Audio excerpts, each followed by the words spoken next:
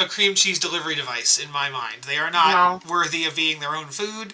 That's not true. Alrighty. I will say that bagel sandwiches are definitely here to get that. Oh, finally. Do we know what a death mask is? We have a death mask in our party inventory, and I don't know what that means. Is it an item that I am allowed to look up on D&D Beyond, Kyle? Well, let me look it up first. Hey, wasn't that there when I joined up as writer? Was it? Is it something we got from Fabius Creeds or the Vanderthumps? I'm trying to find What is 0.61 gold mean? Is that 61 silver? 61 silver. Or I guess that would be like 6 silver and 1 copper. Yeah, I was just going to say, it's 6 silver, 1 copper. I made the same mistake the other day, yeah. But the number was not an even rounding, so it has to go some decimal points in there.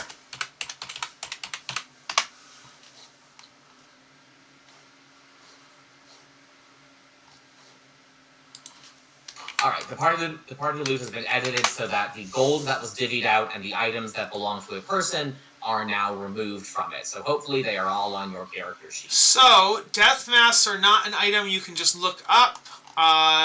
There are canonical death masks in D&D, but they aren't like magic items. They are just costume items. So I'm trying to figure out why you would... It's probably then part of the Van Thumper cult. Yeah, because the Dead Three, because it was Bane, Ball, and Merkel. Yes. That's almost certainly it. Alright. So it's probably just like a cultist outfit kind of a thing, yeah. Right. Alright, welcome back to Descent into Avernus. On our last session, who wants to do the recap? I would love to start. No one else said anything, so JD, go ahead. Never. Teacher's pet front row. Go ahead. No, I'm just kidding. So our session started as we were getting ready to wake up Envy and Ivna, the missing 7th and 8th sort of leaders of the Pink Power Force, as well as getting ready to confront Aries' parents. We woke up Envy and Ivna and activated the Pink Power Force's structural defenses, their anti-air cannons. And then Aries went to go confront her parents, which went pretty poorly, but we did manage to get Teeny from them, thanks to some quick thinking from Souffle. And we engaged with Aries' castle in a ground-to-air battle. Should I keep going? What'd you say? Should I keep going? Does anybody else want to take over?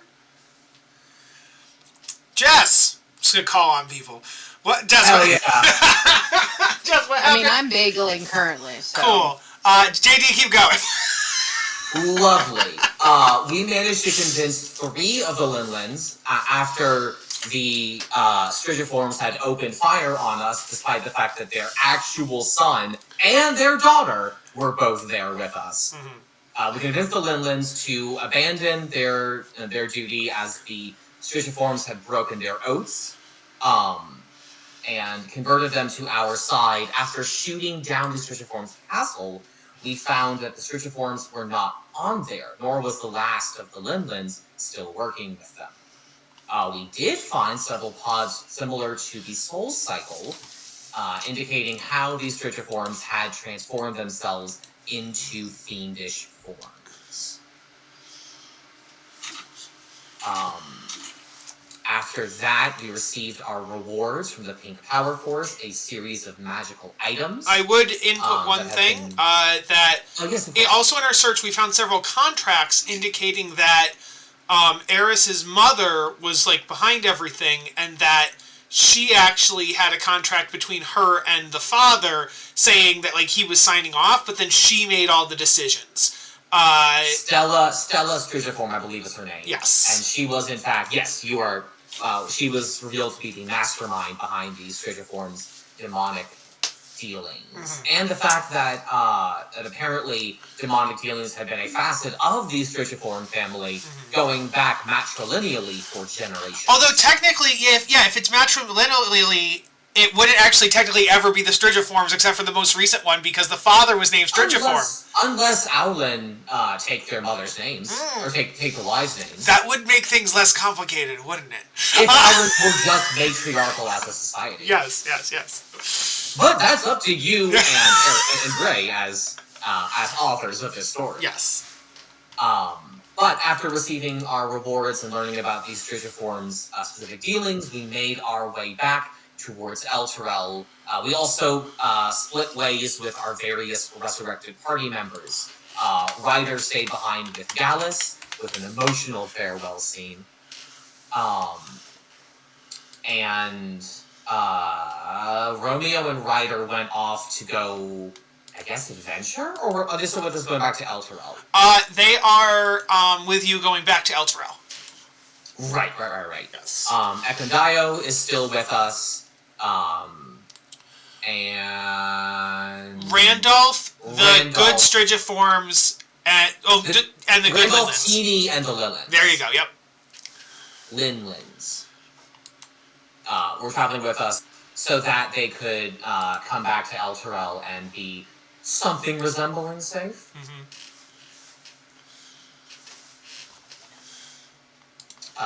And before we ended the last session, we also came upon a traveling caravan of figures from Souffle's past,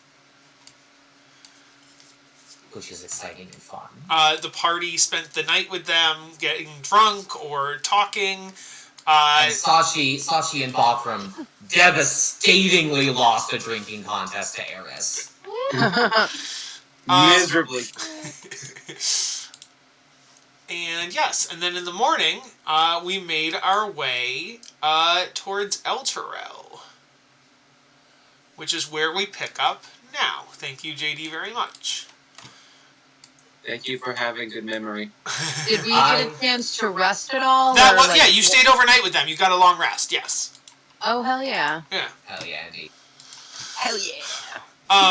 You remember that the party We didn't go shopping or anything, right? No. If the party wants to... So that's the thing about this. Unlike most campaigns where it's like, yeah, any town you go to, you can shop, do whatever you want. But like with this, you specifically have to go to the Wandering Emporium in order to shop. And there's random encounters on the way there and on the way back. So if the party wants to go shopping, we can take a trip there. We can do the actual buying and selling off camera, but it does require a trip to the store. I don't mind taking a trip to the Wandering Emporium, given that we recently obtained 30,000 gold pieces. Yes, would you guys like to do that before or after Elturel? I would like to. I haven't planned what I'm going to spend my money on, but I'd like to say I did, so that off camera I can decide what I want. Okay. I think that's smart. That's fair. Our party then, after waking up with the troop in the morning, make the conscious decision, and therefore that's what matters, because intent is what matters in Avernus, to go to the Wandering Emporium. For those new to this, the Wandering Emporium is a set of tanks and like flying vehicles that roam around Avernus and then make camp at random places and then sell their wares. So it's a traveling bazaar. And I specifically want Harmon to be able to be out here. He's going to be out forever unless I put him away. What? Just so you know. He's always out unless I put him away. Okay. Is this just to rub in his face that we're going back to the Emporium where he tormented us? Kyle was like, you never bring him out. I'm like, he's always out unless I put him away. But also, I want to rub the fact that we had a standoff here and now he is under my sway. Let me get your stuff. As a quick tour, you can use the same price guide for buying stuff off camera, but they do have some specialty items for... I moved you guys over, right? Cool. Hey, there's a Romeo here. Yeah. And a Whisper. Whisper. Rest in pieces. The Wandering Emporium is run by this dude, Mahadi. He made a duel with Asmodeus to sell goods around Avernus, and Zariel too. There's certain specialty booths. For example, there's a magic tattoo artist who does magical tattoos. There is a mechanic shop run by salamanders. They'll fix up tanks and stuff like that. There's this chain devil that sells fiery infernal pets. These things are the weirdest fucks. These are sold here. They are worms with human heads. And it looks like the guy from friggin' Nirvana and Dave Grohl. Yeah, Dave Grohl. I see that. Yep, I agree. I don't like that. I don't like that at all. Need a haircut? There is a fantasy barber, hairdresser. They do curses here. They send mail. This person here runs a pawn shop. There's also a spa connected to the pawn shop's name is an arm and a leg and a leg and a leg and a leg and a leg. I do like that. I fucking hate you. I forgot about that. Kyle, do you have your cost list somewhere? It should be. I can send it to you. Think it's. Is it not? To be honest, when we were here, when we were going through this, we were in a standoff of extreme proportion. Yeah. If anybody could pin it, I thought it was pinned, but it's not. Okay, cool. I'll just pin it from there. I was about to. Thank you. Yes, I can also pin things. How many gold are in a platinum? 10? It's 10. The incremental thing for anything is 10. Well, except for Electrum, which is weird because it's half gold, half silver. 5. Yeah. Because it's 5 gold pieces for an Electrum, but also no one ever uses No one ever uses Electrum, yeah. This is I have 4 platinum, but I have 10,000 gold. So... Because you have 4 platinum in addition to your 10,000 gold. So yeah, you could convert your 4 platinum into 40 gold, and then you'd have 10,000 platinum, and 10,000 gold and 40 gold. It must have converted it into platinum for me, though, because I don't know if No, we definitely... I also have 4 platinum. Yes. We got some at some point, way early. Exactly that. Yep. We didn't really get to peruse last time, but there are carnival games. This guy, actually he's a kitsune. Sachi. So the kitsune runs the carnival games. And if you're buying magic goods from the catalog I just sent you, these two run the magic item store. So yeah. I'm removing my platinum because I don't like it. Yeah. So this is the Wandering... Oh, and there's a spa/restaurant through a portal. So that's a thing. So it's a pretty cool place. Pretty cool. Pretty cool.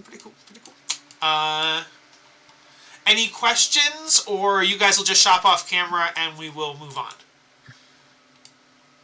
I feel like shopping off camera is probably the better idea. That's also because I don't really have much to shop for, so my say should be less weighted. I'm definitely shop off camera. Oh no, we're definitely shopping off camera. I didn't know if there was anything specific. Someone oh, hey, I have a question about curses, or I have a question about tattoos. That's all I meant. But yeah. We do have a curse luckstone to maybe change or start the process for changing. Is that a thing? 100%. So this is I think his name is Alhoons. Let me double check. He is an illithid who specializes in cursing and uncursing. Oh, that's convenient. I vaguely remember that. Let's see here. Saki whispers to Azra, if I tell him he has a weird mouth, will he still uncurse my item? Oh, sorry. Alhoons is a different magical illithid. This is Idbra. He runs the house... I believe that his mouth is quite normal for an illithid, so I do not think this is a good way to start conversation. Not an answer to my original question. I believe he would be less inclined to serve you if you opened with an insult, yes. Okay, fine, I'll tone it down. You don't have to, but this is simply my opinion. I would like the non-cursed item. I'll bet you would. I curse people. I don't get cursed. That's just rude. So quick question is is there a... So I'm looking at the list, is there a limit to what's on the list that you can get? No, literally anything that's in the price guide, if you have the money for it, just like... Yeah, I think that's fine. And if there's anything that's not in the price guide, you'd have to ask me, and I'll determine whether it exists in the universe or not. Or it exists in this magic shop. But yeah, anything that's in the book should be fine.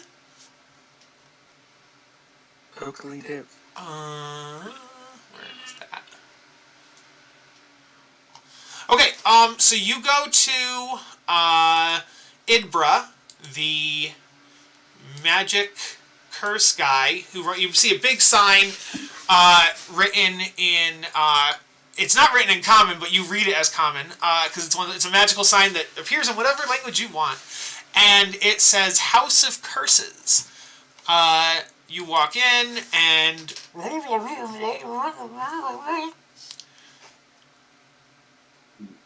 that's what he sounds like. Anybody speak that language? And he goes, "Oh no, excuse me. I can speak common. I just thought I'd try normal first." Oh yeah, that's fair. It's always nice to speak in like your original tongue, I guess. What can I do for you? I have a stone.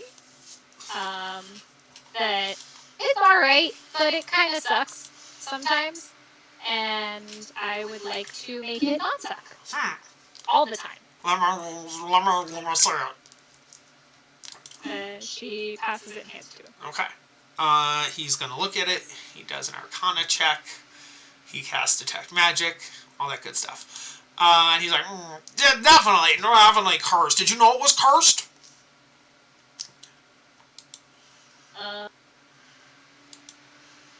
We 100% knew it. Yeah. Envy did not make a secret. Okay. Okay. My service is 1,000 gold to decurse.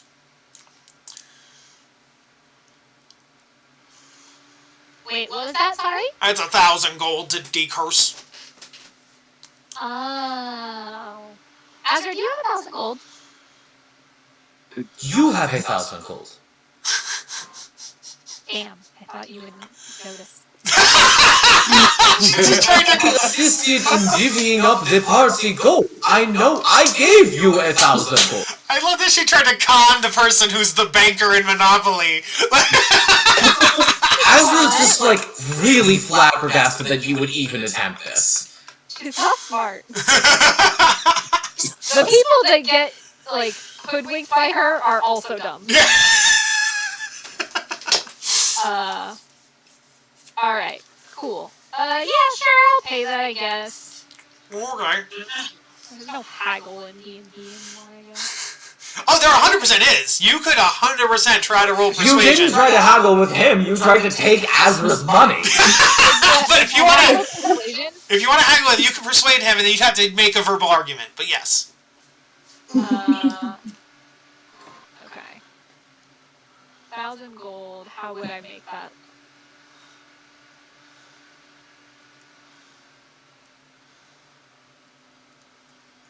What I will say is, in the past, we were able to acquire services at this emporium in exchange for entertainment of a sort.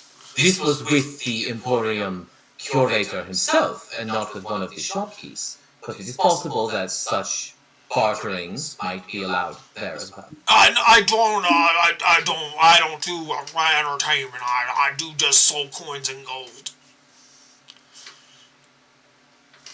You may not have any of the soul coins, Sachi. 2 of them! This is not fair. 2 of those are rightfully mine. That is finder's fees. Remind me out of game how 2 of those are rightfully hers, because I feel like that's correct, but I don't remember exactly. Because I found them. But I would hold, as the DM, that the party found you, so you owe the party finder's fees. This is incorrect. My finder's fee for the party finding me was that I helped them kill people. in fairness, acting as an accessory to murder is not nothing. Yes. How many gold would it be if I had 2 soul coins? We could probably just call that even. Just get the 2 soul coins and no gold needed. How much are these things worth? It depends on who you are giving them to. I thought it was fake money. No, the soul coins all inflate or deflate depending on the devil or demon you're dealing with. Huh. Okay. So I can have those 2 that I found, right? In exchange for a favor, yes. A favor for 1,000 gold that I don't have to spend sounds really good right now.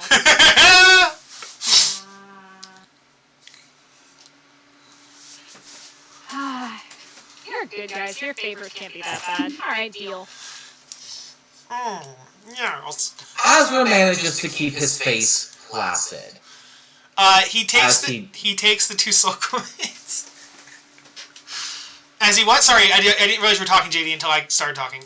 No. Azra just keeps his face measured and calm as he gives Saki the coins and does not let his triumphant smirk. And so as 2 soul coins from the party lead. As Idra takes the 2 soul coins, he goes, I have lunch today.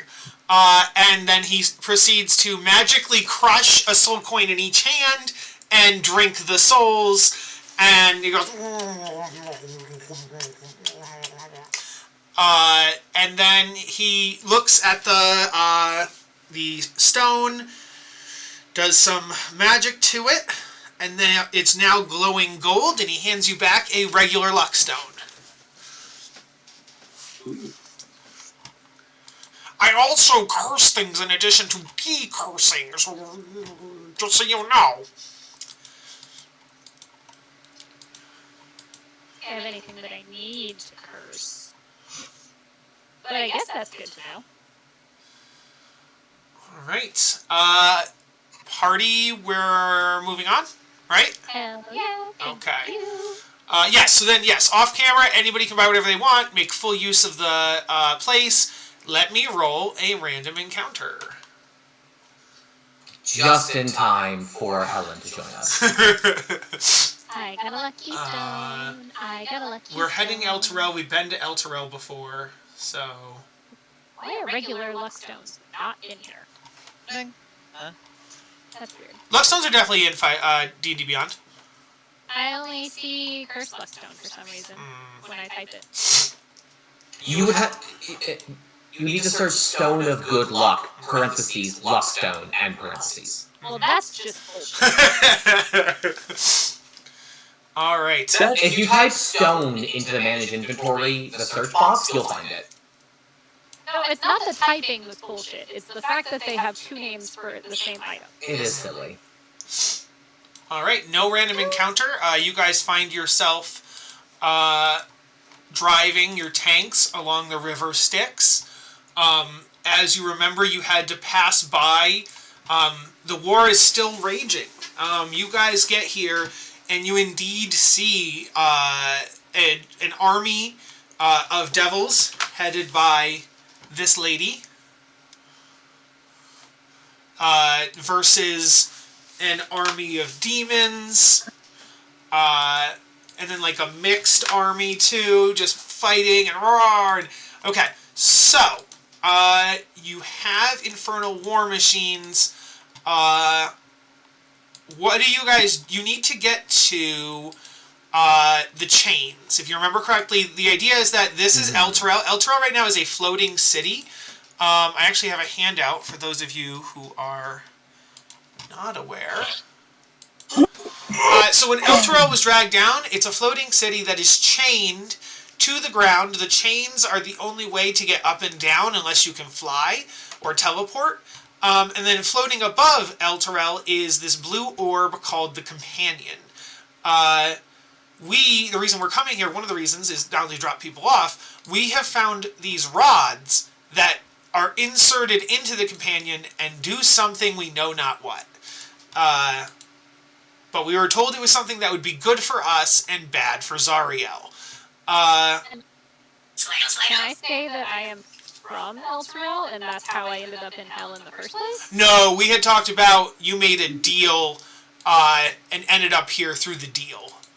Okay. Yeah. Well, I mean, the deal could still be made from being in hell Elturel, but that's fair. Yeah. Elturel? Elturel, The joke has been made. Yes. Well, I wasn't here to make it. How about, wait, I bet no one said Helter Hell. Oh, no. That's not a good one. Anyway. So, the party needs to drive past the demons and devils to get to the chains, and then climb up the chains to get to Elturel. You cannot drive up the chains. Our tank is way too big for that. Yes. So. Ash was gonna, click the fob to lock it before we go. What are you guys doing? Or do you want to park further away and then just roll a series of stealth checks and, survival checks in order to get to the chains unattacked? I don't suppose anyone in the party has a pass without trace they could throw around, do they? Mm-mm. What's this magic you speak of? I just make people invisible. I mean, that could be useful for the people that are not stealthy. I was gonna say, I have the mithril plate, so I'm not at a disadvantage at least. That's fair. I make myself invisible just by sheer skill. Excuse me. I don't have anything like that, but I feel like trying to go there via just stealth is gonna get us attacked. Mm-hmm. I mean, if we get attacked, we can always fight back. No, there's thousands and thousands and thousands of devils and demons, or millions. Yeah, no, these are armies. Yeah, these are armies. Slaughtered. We would put up a good fight, but we would eventually be slaughtered. It's somewhere between thousands and millions of demons and devils. Elturel just had to drop right on the fucking Blood War battlefield. Or are they drawn here because of Elturel and the companions? Oh shit. I have a question. Yes. Which way are we coming in from? You can determine that. Basically, you guys can pick whether you want to come from the northeast, south, or west, because you guys see Elturel coming in your tank, so you can kind of circumnavigate the battlefield and decide from which vantage point you want to go from. Okay, my idea, this is just the same idea. What if some of us right outside of the tank, on top of it, and we go from one of the army sides, but I-seaming us into looking like people from the army, so it looks like, oh, we're gonna go fucking guns a-blazing in there, or whatever. And we don't get hit by any of the army we're riding next to. Does that make sense? I think a-seaming is honestly our best bet right now. That does make sense. At the very least, that'll at least eliminate half the threat. I mean, an army's still an army, but I'd rather face one than two. Oh, you wouldn't face any. You would, because we're going up. So the idea would be to use the seaming to get past one of the armies and then just go upwards. Right, we're passing through one of the fronts, not through the center of the battlefield, if we can at all avoid it. Honestly, if we're doing that, then leaving the tank behind and just... How many people can use seaming at once, Aries? As many as I see within 30 feet. Fuck me, okay. We might want to then leave the tank to reduce the chance that the tank gets stolen? Because there's nothing like binding the Sphere Breaker to our control that it's not attuned to any of us, is it, Kyle? It's not, but what I was going to say was it probably won't get stolen because Jukes and Ed and Ed. Oh my god, Rasputin can guard the tank. Oh, okay. You have basically my character and two NPCs that could stay with the tank. Sure. That makes sense. And honestly, there are a few people better set to keep people away from a tank than a mind controller. Okay, yeah. I think then Aries has the right idea. I think we seeming to make ourselves appear like one of the armies, make our way to like underneath Elturel, and then just start climbing. Are there any objections? I mean, it seems like a pretty good idea to me, but... Hell yeah. Yeah. Wait, I fly. If I fly, can I not have to climb? Yeah, 100%. You would well, as far as the climbing... I failed gym class so hard. Yes. I failed too. I decided to do magical drugs instead. Alright. Can I have a group performance check to pass through these devils and pretend to be devils? You look like them. Can you act the part? So, you Can I just shut my trap and not do anything? You gotta walk. It's about how you sway your tail. It's about how you walk. It's about how you If we breathe. stay inside the tank and are less visible... Only the ones outside the tank would have to do it. Yeah. Gotcha. So I know Azra's outside the tank because he's I thought we were driving... parking the tank outside with Jukes. Oh, I thought we said we weren't. Because we wouldn't need to worry about it getting stolen. Oh, okay, no matter what, it'll get stolen, but then it does, yeah. Okay, I misunderstood. Are we riding the tank in or not? Party? My concern was that if we ride it in, there's a higher chance of it being stolen. But Kyle has said that Jukes, Rasputin, and Ed can keep I the was tank saying safe. that specifically if you parked it in the middle of nowhere outside the battle, they'd be safe. There's no way 3 people can take on 1 million inside the battlefield. Gotcha! So, yes. That makes a great deal more sense. Yes. Okay. So yeah, we're walking, friends. We're not off to a great start. You're gonna find... Attempt a performance check, but I only got a +1. It's a Let's see group where one, it so it's goes. based on the average. Smooth 5. Question, would it be with advantage because we have a seeming on us? They're not going to be looking at us closely and being So, like... the only reason I'm having it be a performance instead of like... I mean, I guess you could do a deception if you wanted to. Except, no, it's not talking, you're specifically performing. I mean, we're just walking, and who cares? I care. I just wanted to add a layer of things, so it's not just like it happens. So in our offense as well, there are a lot of themes to our shape changers. Yeah. So being on the lookout for for imposters is probably something that most of these themes are ready to do. It is on average, so it's not like 1 failure or 2 failures means it's bad. Just everybody. I'm gonna guidance myself because dear God, this is terrible. wait, so do we get advantage because we look like fiends? I was saying no. Basically, if you hadn't done it, you would have made whatever you did with disadvantage. So the seeming basically lets you make it flat. That's the idea. One of us rolled a 10, much less above a 10. 1, 2, 3, 4, 5, 6. Sachi has not yet rolled. Okay. A work test. Oh, God, my balls drive me insane. The DC is literally 10. So, can you average above a 10 with your current Holy rolls? God. I got a 17, so I'm doing the best so far. You're doing performance or deception? Performance. Oh. They're both the same for me, but that's fine. Okay, so... Sachi almost rolled a 10. 14 plus 5 is 19, plus 13 is 32, plus 7 is 39, plus what'd you get, Azra? You got... 17 total. Which would be 56. Can I? Plus 66. 71. 71 divided by 7 God. is exactly 10 point something. You guys passed by a decimal point. You guys passed by like 0.1. I was gonna ask if I could have advantage since I technically was given demon powers. Oh, that's a good point. I would have just let you. Yeah, if you already are a demon or devil, you could just make it. But you guys passed, so it's okay. Howdy! We get some funny looks. Oh, shit. There you go. That's even better because now the 28 will help balance out the nat 1 Souffle got. So. I'm a demon. Souffle is like, it's so nice to be fiendish. Yes! Down here in Avernus with fiends. I'm definitely not a fairy wizard. Nope, definitely not. She is actually just singing, I'm a demon, I'm a demon, I'm a demon, I'm a demon, I'm a demon, I'm a demon. And You harmonize with 3 other bearded devils who are also singing that song? Someone is singing 1,000 demons on the wall, take one down, pass it around, 999 demons on the wall, and like it just like it's whichever side we're not on.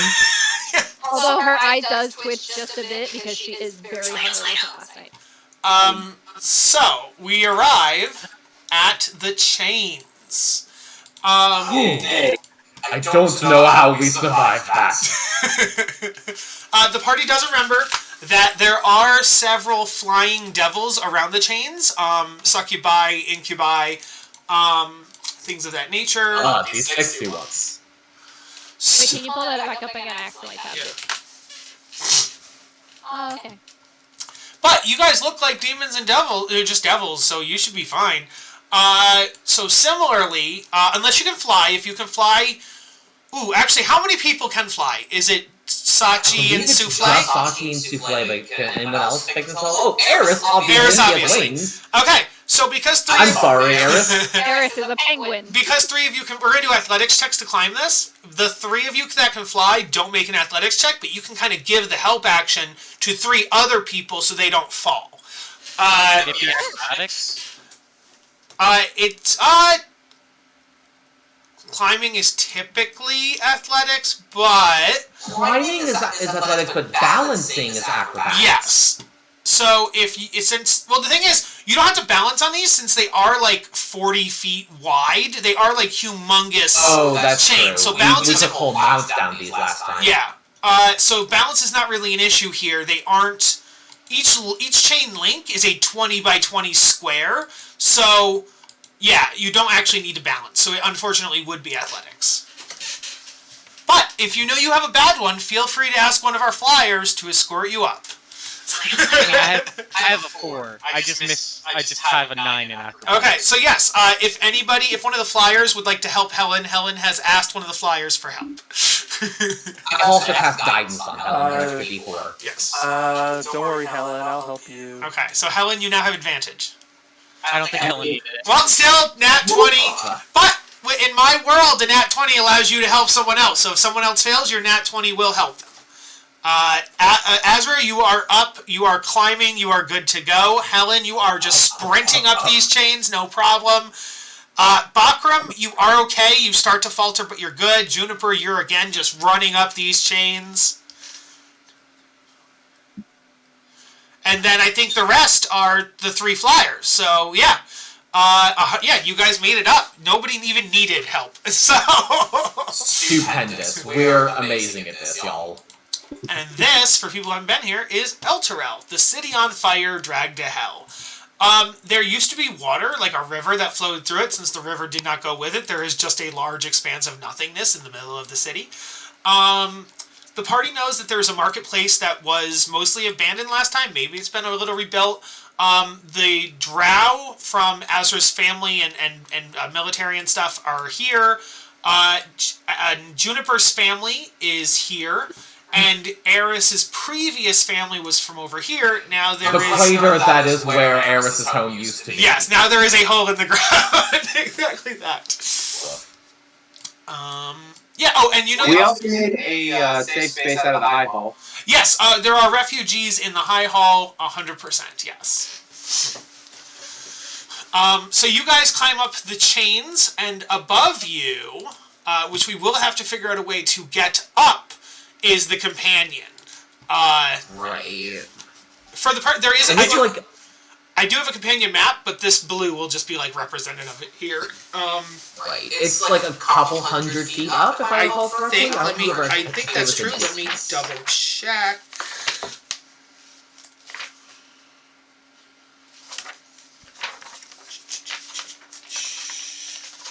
I have a quick question for the party. Oh, for the party, Yeah, of course.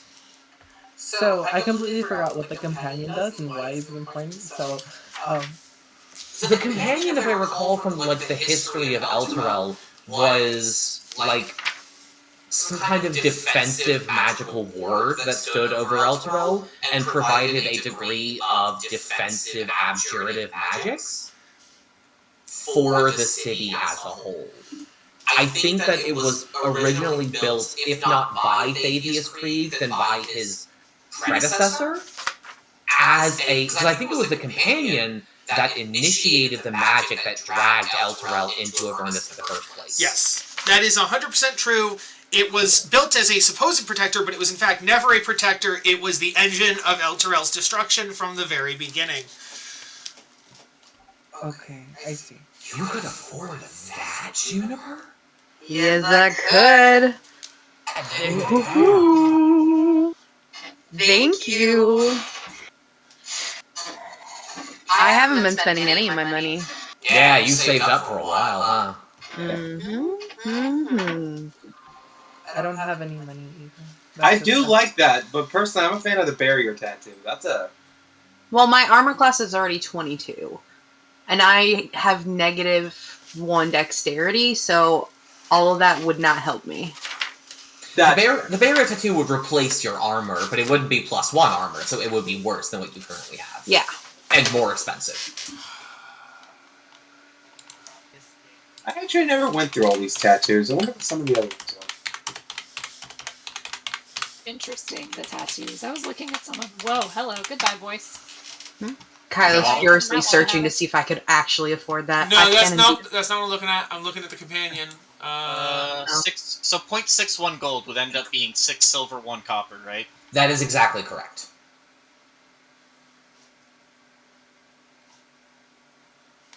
The companion is located 50 miles into the sky. Jesus Christ! 50 miles? I'm double checking that. That's a lot. But this thing is absolutely gargantuan. Or oh yeah, it's full on the size of like. I can tell you how big it is actually. Let's see here, description. I dare say this thing has its own gravity at that point. Oh, it's 400 feet in diameter. It's a 400 feet diameter sphere. And yes, it is 50 miles in the sky. I need you to know that the Earth's atmosphere ends around 30 miles up. Okay, you know what it probably is? It was probably 50 miles in the sky when it was up, on the surface. So now, let's see. Okay, that's not true. The Earth's okay, so the breathable atmosphere of Earth ends at 11 miles up. 50 miles up is about the midpoint of Earth's atmosphere. Okay. That's the Mesosphere. High up for its 400 feet diameter doesn't seem like that big for 50 miles up. Yeah. That is the point at which literally all water in the atmosphere freezes. I don't even think you'd be able to see that with the naked eye that high up. Fantasy authors do not have a sense of scale. Yeah, I think that is 100% the case. Either that or this thing's literally blinding to look at.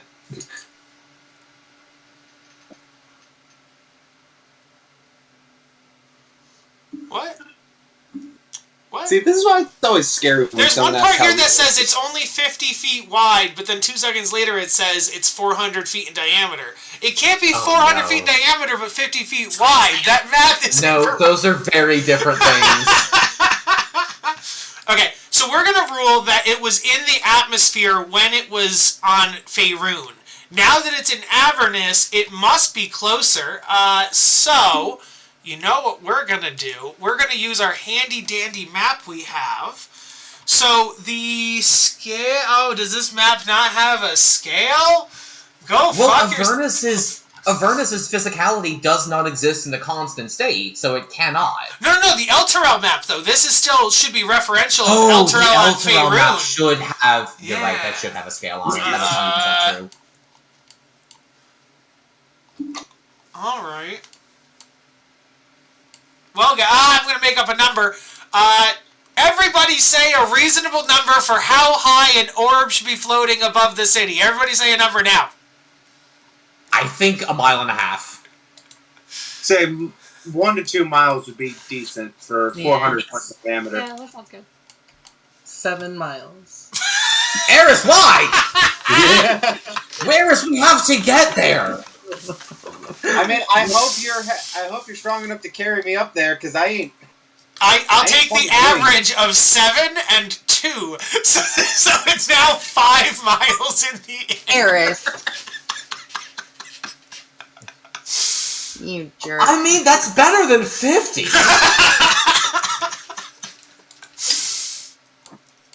All right. Well, okay, guys, don't judge me. Fuck everything. So yes, this blue orb is now 5 miles away from you. Actually, wait, you know what? We have the handout, which is like obviously an artist's rendition. Show players. So if this brown island is the entire city of Elturel, and the companion's right there, yeah, I guess that might be 2 miles.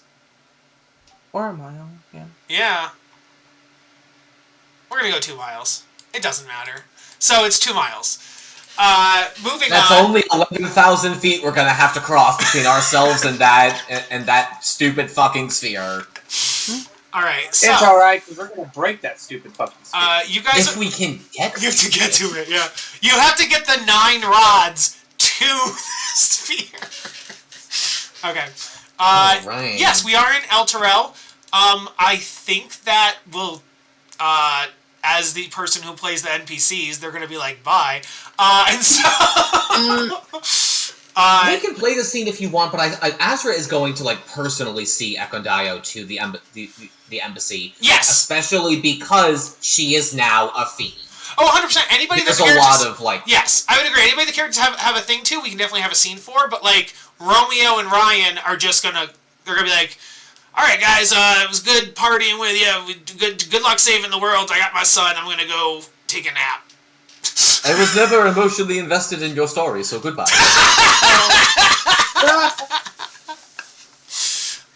So yeah, Romeo... Azra does not say that, but he does think it awful loudly. Helen and Aris might be able to hear him think it. Romeo and Ryan leave.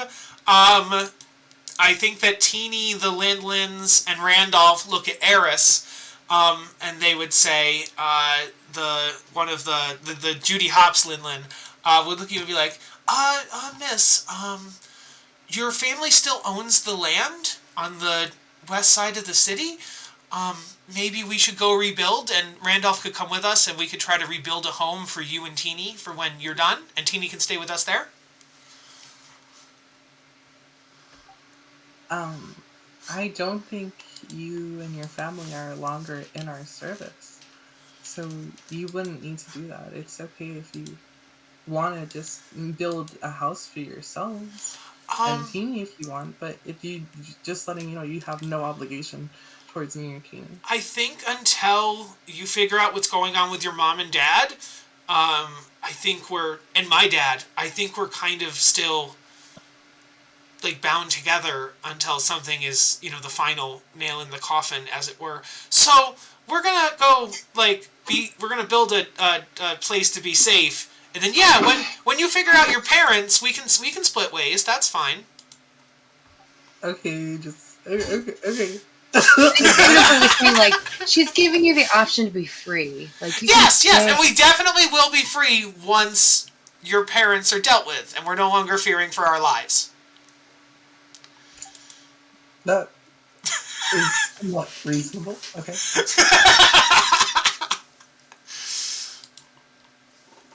And yeah, Randolph looks at you, and Randolph's like, Aris, I am still in your life, and I will build you a home for you and Teeny, and if you don't want me around afterwards because I'm a demon, that's fine, but, if you want me around, then it'll be me, you, and Teeny, but that's up to you.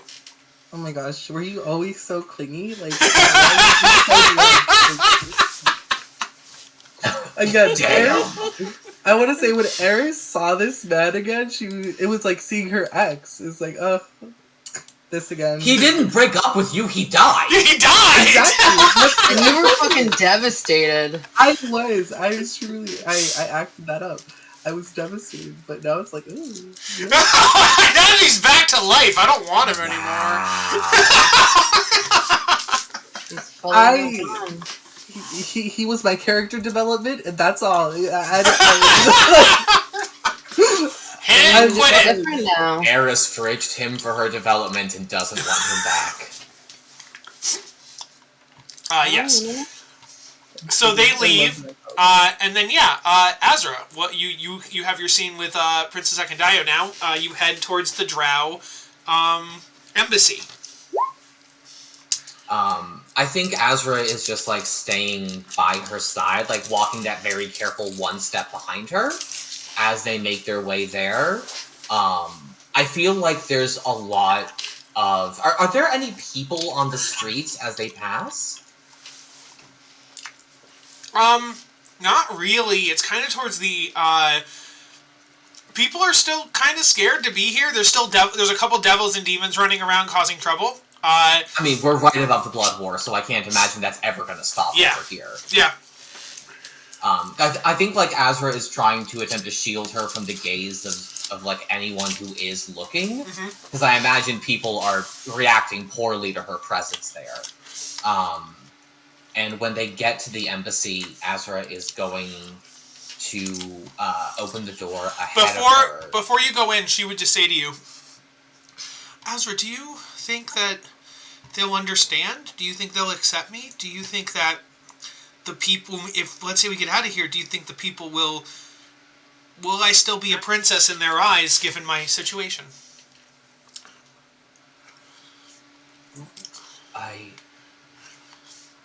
There is nothing I want more than to reassure you that you will be.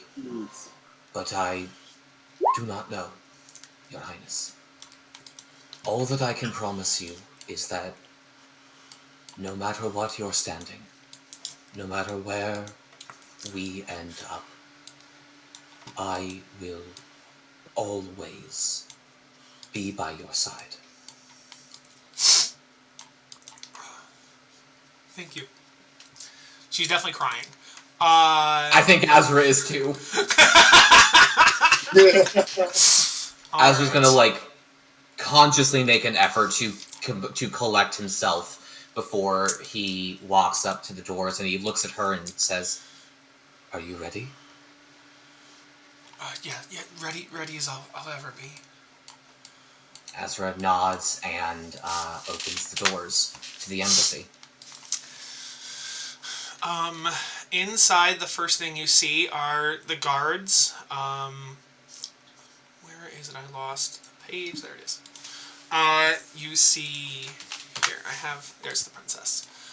So you see these guards. You know them. They see you, Azra, and they nod at you, and they're like, "We see you've returned." And then they see someone who looks kind of like Princess Ekandayo, and yet not at the same time. Before they have a chance to react to her appearance, Azra at the door is going to announce, "I have returned to the embassy of Caladay, and I bring with me the honored princess, third daughter of Her Imperial Majesty Kamaria, the Princess Ekandayo Phil Caladay." And Azra will step to the side and take a knee on the ground as Ekandayo comes through the door. You hear gasps, both of shock that you've returned, but also gasps at her form. And the three in the front immediately kneel down. Some of these are not actually unconscious. Some of the ones in the back falter for a second, and there's some doubt in their eyes, but then they eventually do kneel as well. And then from the actual throne room, the two advisors, they come running out, and they're like, "Azra, you did it! You succeeded!" Yes, I did. I think it's just like dawning on Azra that he actually has saved his princess.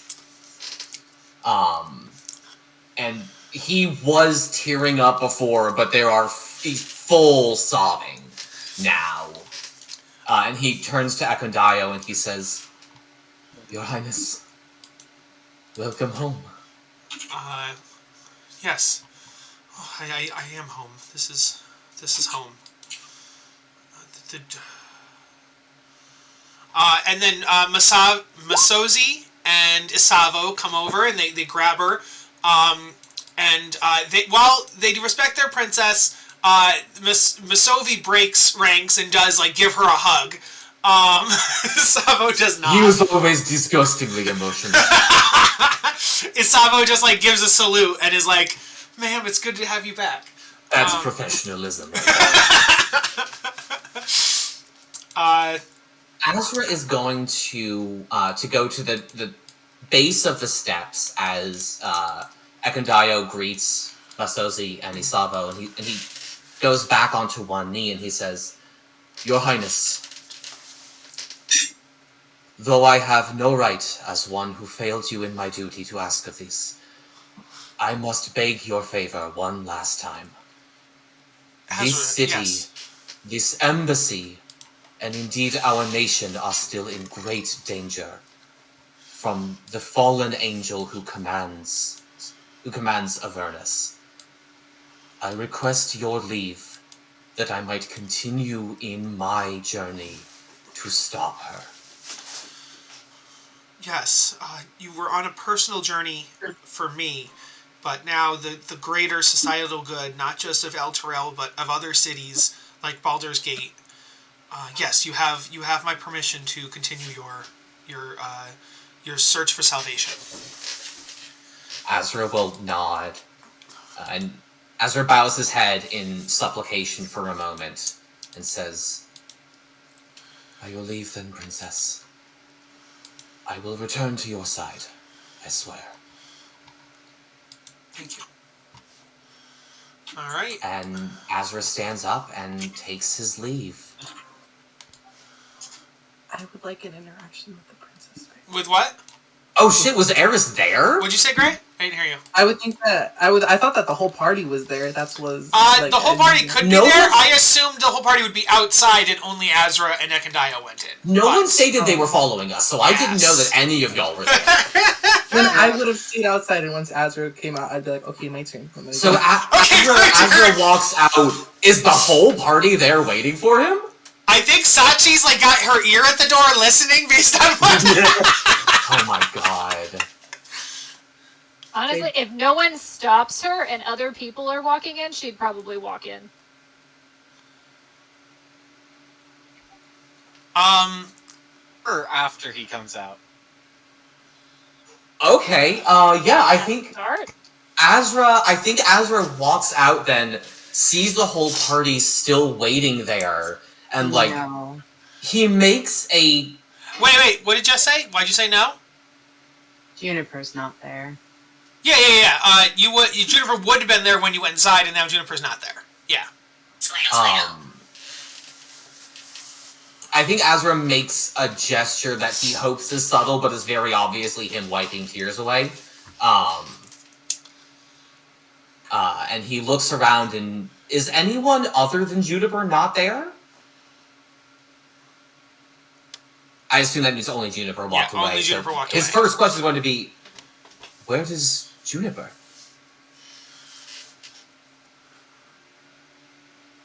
The party would have seen her crying. When it says, Juniper falls to her knees and cries, that would have happened in front of people.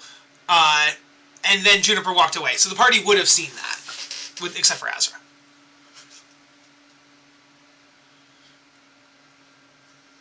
Well, no one's volunteering the information. Yeah, I'm gonna need a character to answer Azra's question, guys! Well, no one followed her, so how would they no, I get that. They wouldn't know where you went, Juniper, but they would have seen you cry, they would have seen you walk away, and I would think they would impart that knowledge and be like, and then she went north, you know what I mean? I would think that something would be said, so.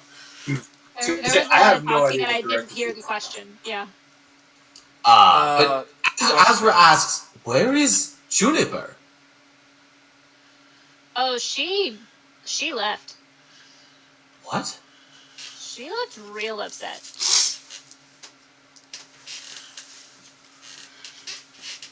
I'm not Where did she great go? at reading people, but oh my god, she was real bad. Did you see what direction she went in? I think off in that direction last I saw, and I just kind of pointing. Juniper, excellent improv. Juniper, did you go west, like towards your family? I have no information hidden.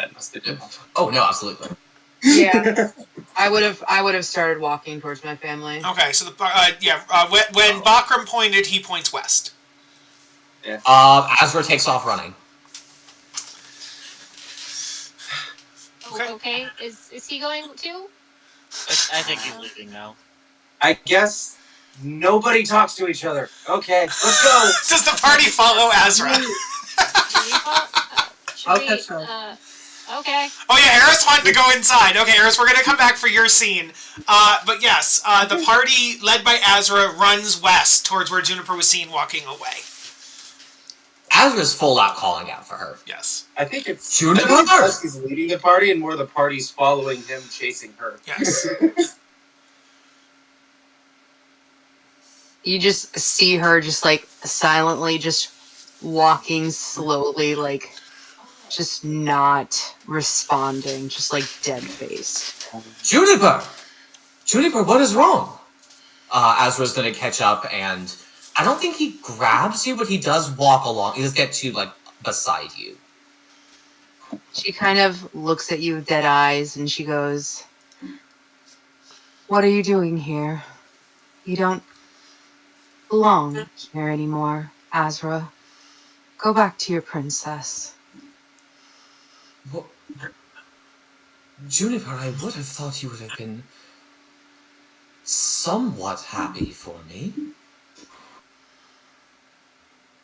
Do you hate me so much now? Azra, everything you've done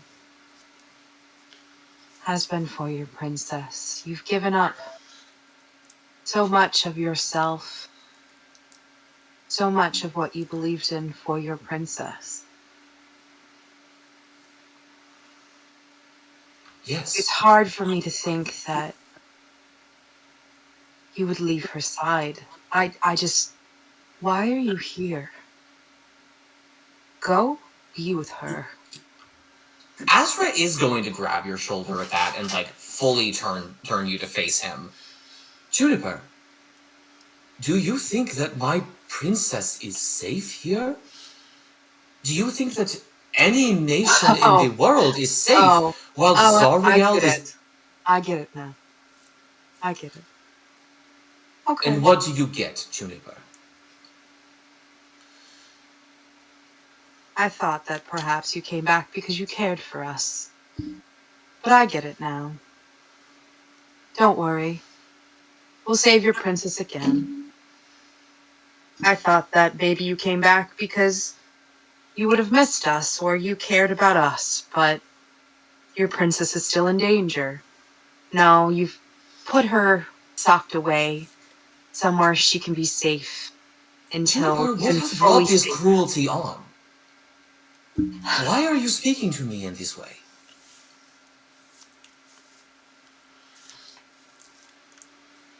I wonder. Sometimes. I wonder. Juniper, we have a mission. Right. We have something to accomplish here, and I am here to see that through. Right. Yeah. As long as, she comes first, right? You know what, Azra? I'm glad you're here, but I'm gonna go see my parents. I think I'm gonna go. I'll be back, or I know there's things we have to do, but I also have important people to meet. So, I see. Maybe I'll get to be selfish sometimes. And then she just kind of walks off.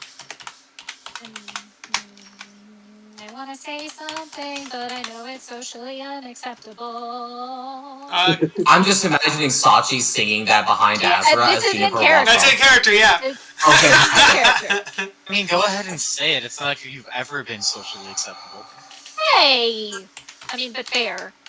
You're being pretty selfish right now, Juniper. Yeah. There are different Yes, I am. There's different versions of people caring about you. Like, do you weigh Azra against your parents? Are one or both of them more important than the other? I mean, sure, Azra has a princess. He has a job and a duty to, like, take care of her and stuff. But that doesn't change how he feels about you.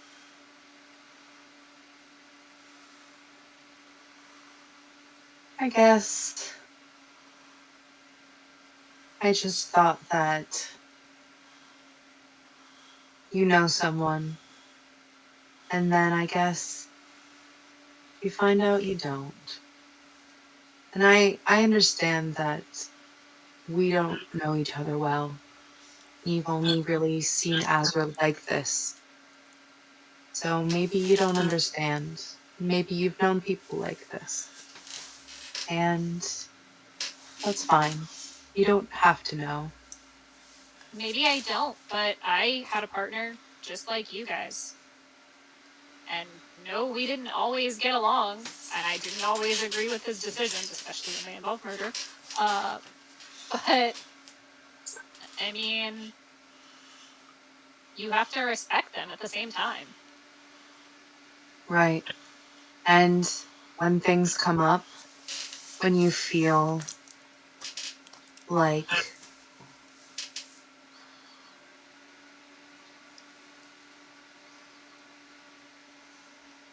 someone over and over and over again never chooses you, you can choose who stays in your life. You can prioritize people too, right? I'm sure, but you're also assuming that he chose somebody over you, and I haven't heard him say that yet. No, but actions sometimes speak louder than words. Juniper, I do not know what I have done to make you believe that I do not care for you, and I apologize for it. But we are not in a situation where all of my actions will be considerate. We are fighting a war.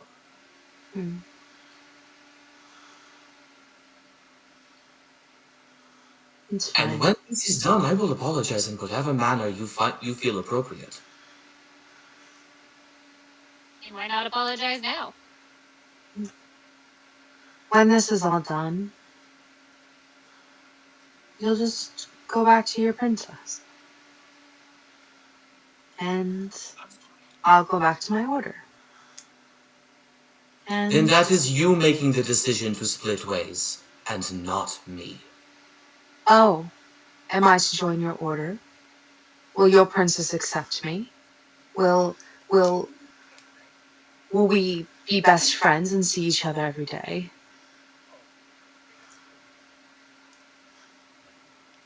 I do not understand why this is such a zero-sum game with you, Juniper. No, we will go back to what we were before, where we saw each other occasionally, because we live in different nations. Right. Juniper, you will never not be a dear comrade of mine. You will always be someone with whom I would trust my life. I don't know what it is that you want from me anymore. I think that I've wanted too much for too long. I think it's time that I want more for myself and less from others. I think that I become more realistic. I think I need to see my parents, and we're going to go on this mission very soon, and we are going to need a way up. And what better way up than to ask for help, right? So we might as well ask for help, right? Yes, of course. Let's meet back at the Maiden's Leaf in 3 hours? Seems fine to me.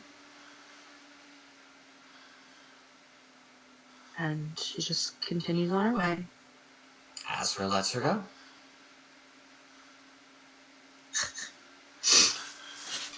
Aries. Aries' Yes, drama senses are tingling. we do cut back to Aries. He wants him to apologize with marriage, apparently. What? She said apologize with marriage. Aris, what did you want to do at the Drow embassy? Assassinate. No, I'm not gonna do that. Aris is a stretcher form through and through. JD's face when he heard that was priceless. I didn't see this campaign becoming PvP, but I guess we're doing that. Guys, Aris has become a devil. Gray rolled a new character. No, I'm just kidding. That would have been so fun though if I did that. That wasn't the table. Me and Gray did discuss doing something with that. Jesus Christ. It might still happen. Yeah, it could still. Who knows? Okay, so yeah, Gray, what does Aris wish to do? So Aries is gonna walk in and walk towards the princess. The guards would stop you and just say, yes, miss, I know you were with Azrin's area, but what business do you have here currently? I have a present for the princess. All things must go through us. That's such a dangerous thing to say. That is rather ominous, too. What is it? I was one of the people who helped save this bitch, and you're having me fucking interrogated? Really? You are. I mean, we'll definitely let you see through, but you're saying weird things like I have a present, and you're being very. I literally escorted her here. She could have killed her at any time. Yeah, I literally helped save this person. Hey, they're just being uptight, militaristic soldiers. Also, there are rules for this kind of thing. She's a princess, okay? So they're like, okay, we will escort you there. If you don't want to tell us what the present is, that's fine. But you will She has it in her hands. It's a hat. Oh, it's a hat. It's just a hat. Okay. So they escort you up to the throne. You're at the bottom of the stairs. The stairs lead up to the throne, where the three the princess and her two advisors are. And they look down, and they're like, and Princess Ekendayo says, yes, Aris, what can I do for you? Hi, so I don't appreciate this militaristic jurisdiction you have on me right now, okay? Guards! Guards! Give her some space. She's completely safe, and she's a friend, and she's not only a friend to me, she's a friend to the Drow, and yes, let her just and they all the guards give you a 20-foot wide berth, they all splay from you. Yes, I think that if one of them had Aries by the arm or something, she would. They did not have you by the arm. They were just standing next to you, but now they have spread out. Thank you, Ekendayo. I can fucking breathe now. Anyways, I have this for you. Look at it. By her first name. It's I don't know what it looks like, but I'm just gonna say flavor wise, it looks like a beret. Okay. And she's like, "This is a hat for you." I always used it. No, I really didn't use it, but I think you would have more use for it. What is it? A special hat or is it a hat? What is it, Aris? Oh yeah, it's a special hat. Aris puts it on and she changes her figure to look like Ekendayo before she was demonized. Is that a hat of disguise? Yes, it is, bitch. It is. Yes, it is, bitch. It's just evicts her on the spot. You don't speak to a Drow princess that way. They do start to get like that, but then Masozi calms Isavo down. It's a term of endearment. I'm not gonna lie. It's just that. Yes, I brought it for you so that you could have it because I know you're gonna. You wanna look the way you used to. while I don't want to lie to my people, I think this could be definitely useful for a transition. I greatly appreciate this, Aries. This is a mighty fine gift. Thank you so much. I think this would be perfect for, like, let's say that when you, like, tell the drop people, oh, I have a skin condition. And so you're going to be like the great bard Michael Jackson, where he changed his skin color gradually with a hat of disguise. Like, it was a fedora, though. Yes. His true form. He looked like he was Chelton, and then eventually he looked like he was from the Sword Coast. Yes, I see what you're saying. So, gotcha. This is bad territory. We're moving on. And so... I love how 4 of us had the exact same reaction. Oh, JD just gone. JD left. I will not be on this stream anymore. Yes. So she does take the hat. She puts it on her form. She tries it out, and indeed, she looks just like she did before she died. And she goes down. She takes the steps down.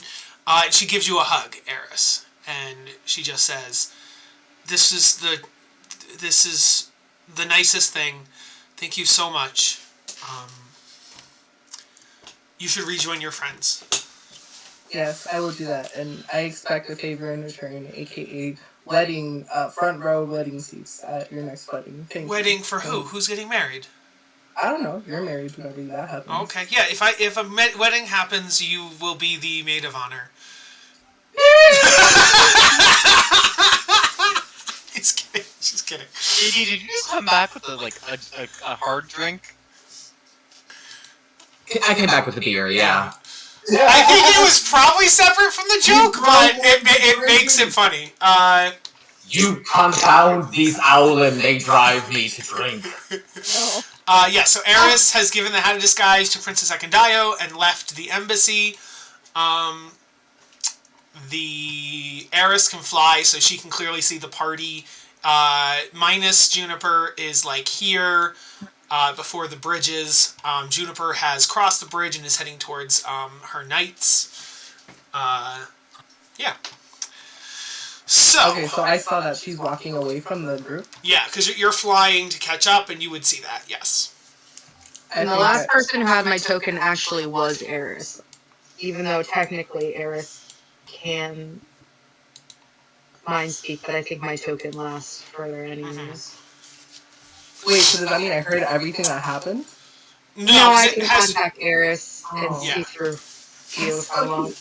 Horrible! Aries, so which party do you join? Do you go to Juniper, or do you go to the party at large? Let me roll an intuition check. Okay. Oh my. Roll insight.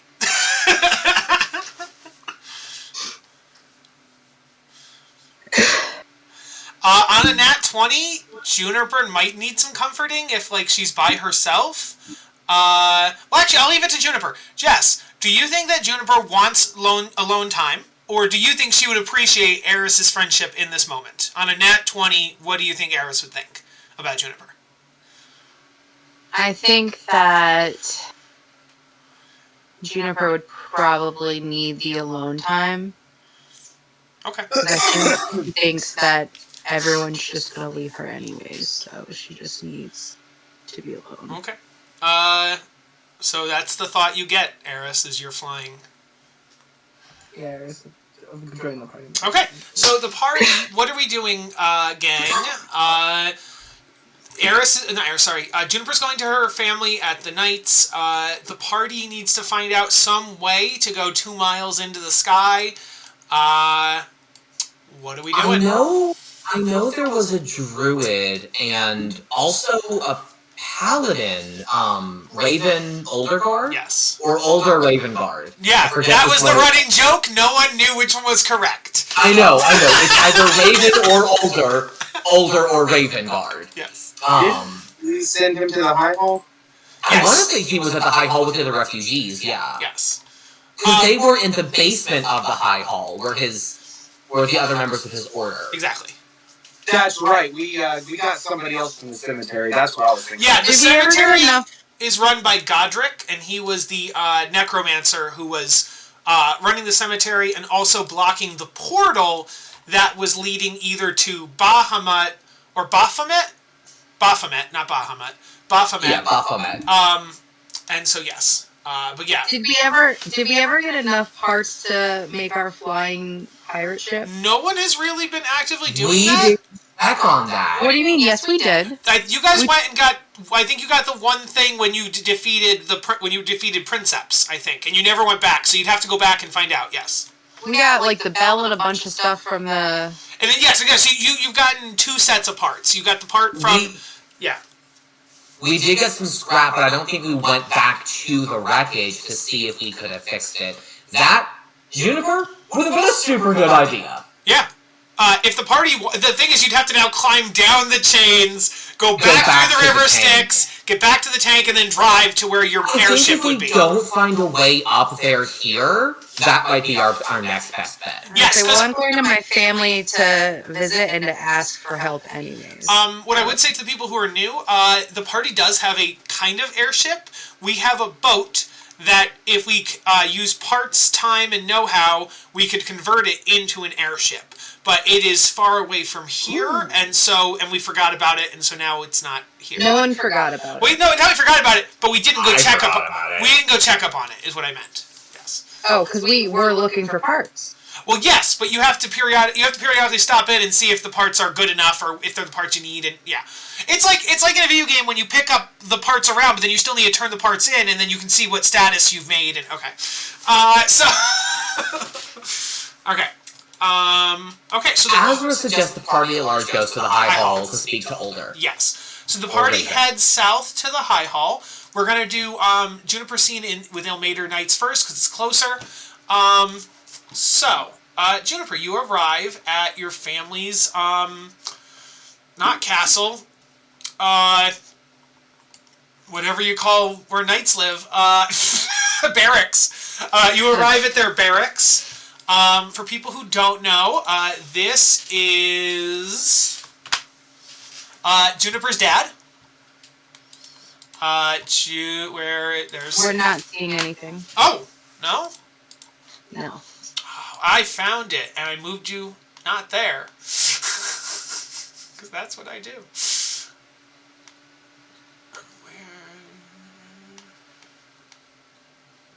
Okay, there we go. Juniper's dad is this Viking-looking motherfucker. Juniper's mom. Okay, you're not gonna say any of their names? I mean, they don't need to know that. But yeah, I could, yes. I have them here. Your last name is Moonstorm. Moonstorm. I know, yep, Moon. Okay, so Bracken is the Viking dad. Violet is the mom, and then we didn't know that they were pregnant, but then when they got to hell, they had a baby, and so Juniper now has this is my second campaign with a magic aging baby. Did not think about that. And so this is her brother Willem, which when he goes to sleep, he turns into a demon devil boy because he was born in hell. So that's a thing. Juniper, you're home.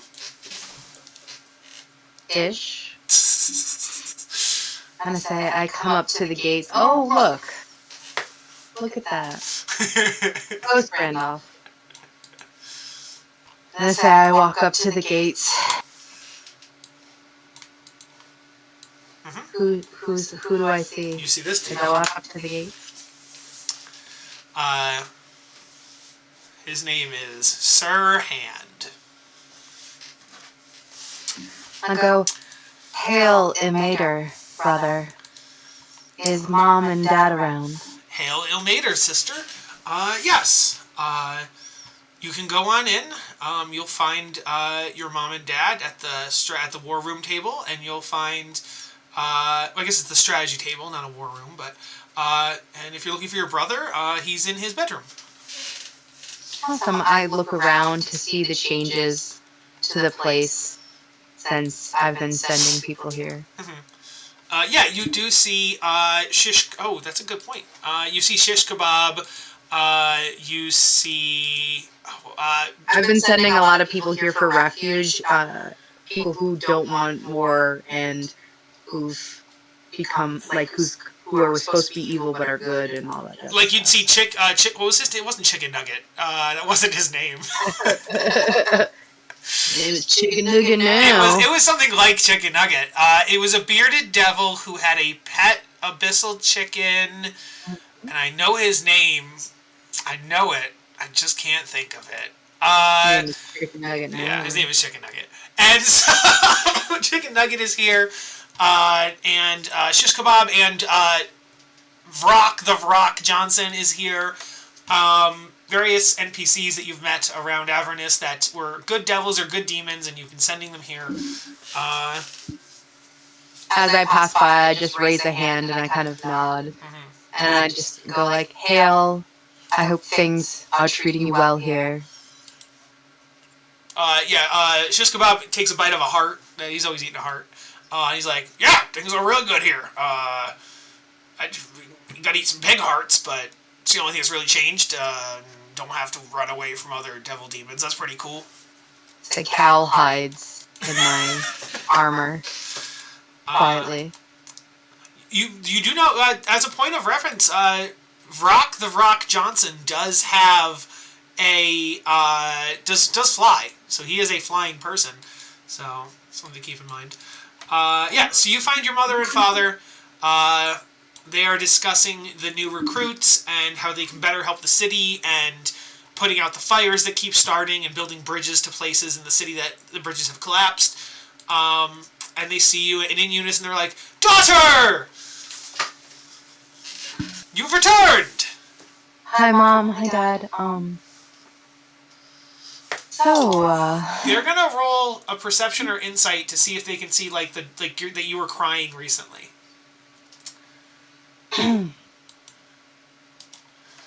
Nope. Yeah, it's been a while. So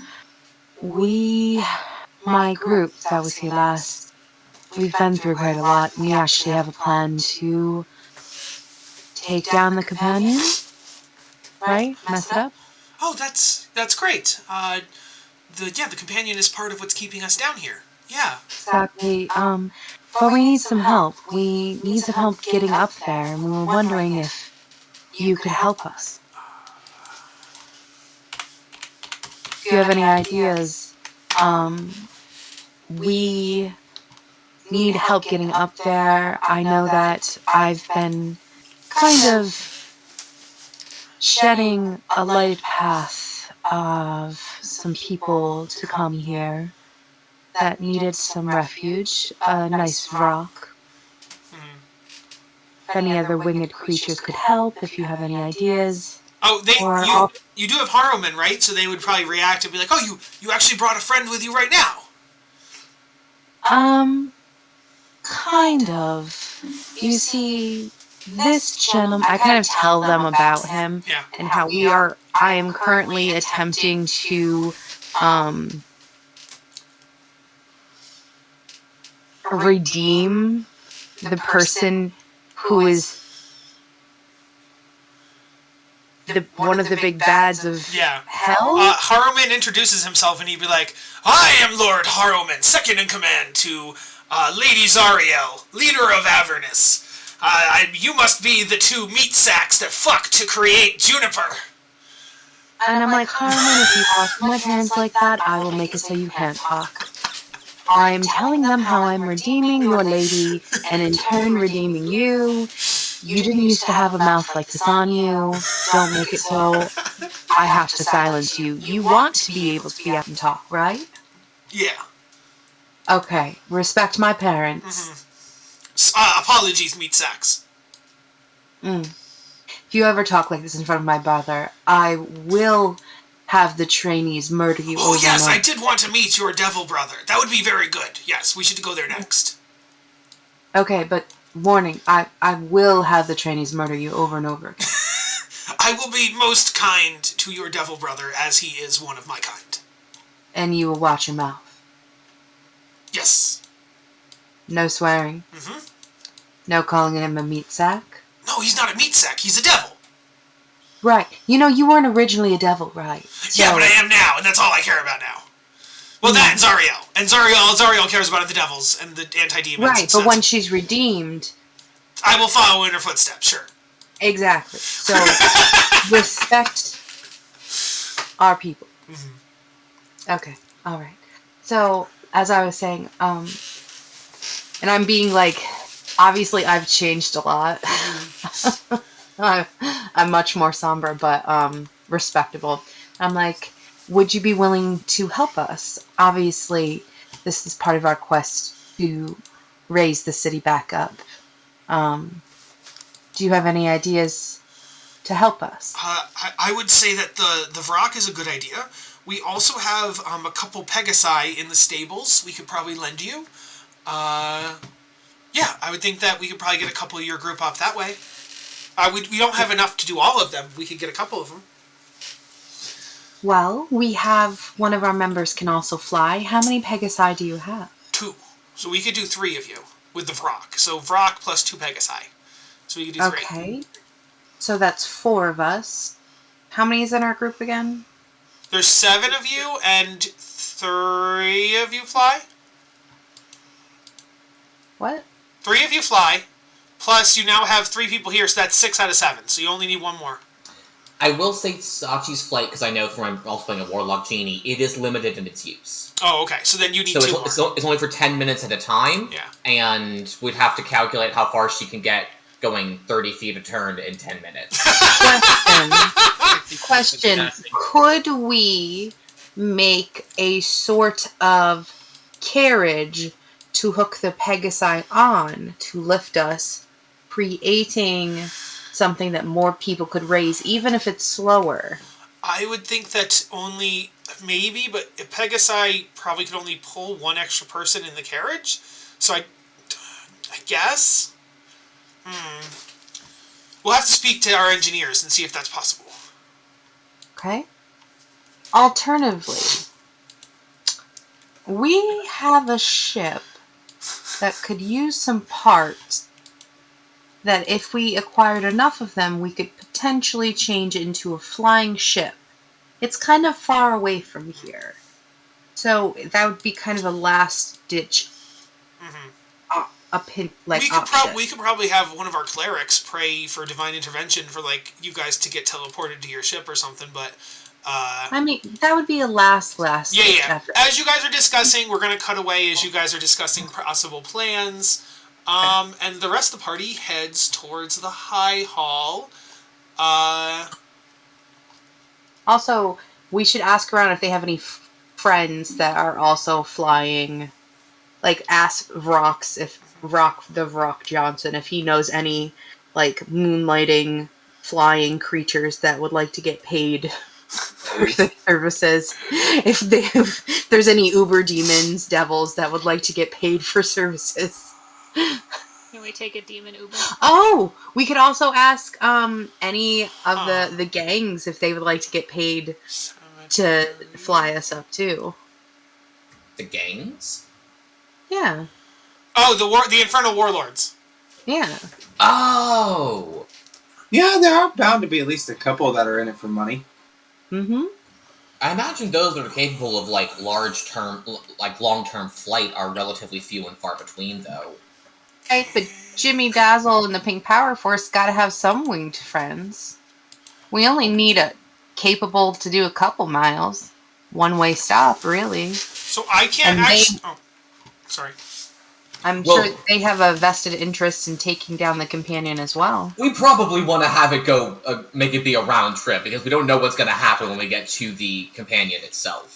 So I can't find my High Hall map, but I do have all the character NPCs, so I'll just pop them up. So it was indeed Older Ravengard. Damn it, that's the one I thought it wasn't. And he was a paladin. You also had the what do you call it? The druid, Seltern O'Branch. That's right, he had a really on-the-nose name. Yep. So they greet you at the High Hall. Seltern does, because he's the one who works on the surface, and so he sees you, and he'd be like, "Hey, I remember you guys. I remember some of you you've never seen before. Fresh faces in Elturel, you don't get that too often." We picked up a few stragglers on the way. That's what happened last time you came here, too. It is it not? Selton, it is good to see that you are well. Mm-hmm. And Azra clasps their forearms together. Yes. Sachi, were you saying something? I said, "Hi, I'm Sachi." Hi, I'm Seltern. Yes. Sachi, Helen, and Souffle, new allies of ours. Bakram is new, too. Bakram. Yes. Bakram Kovro. My apologies.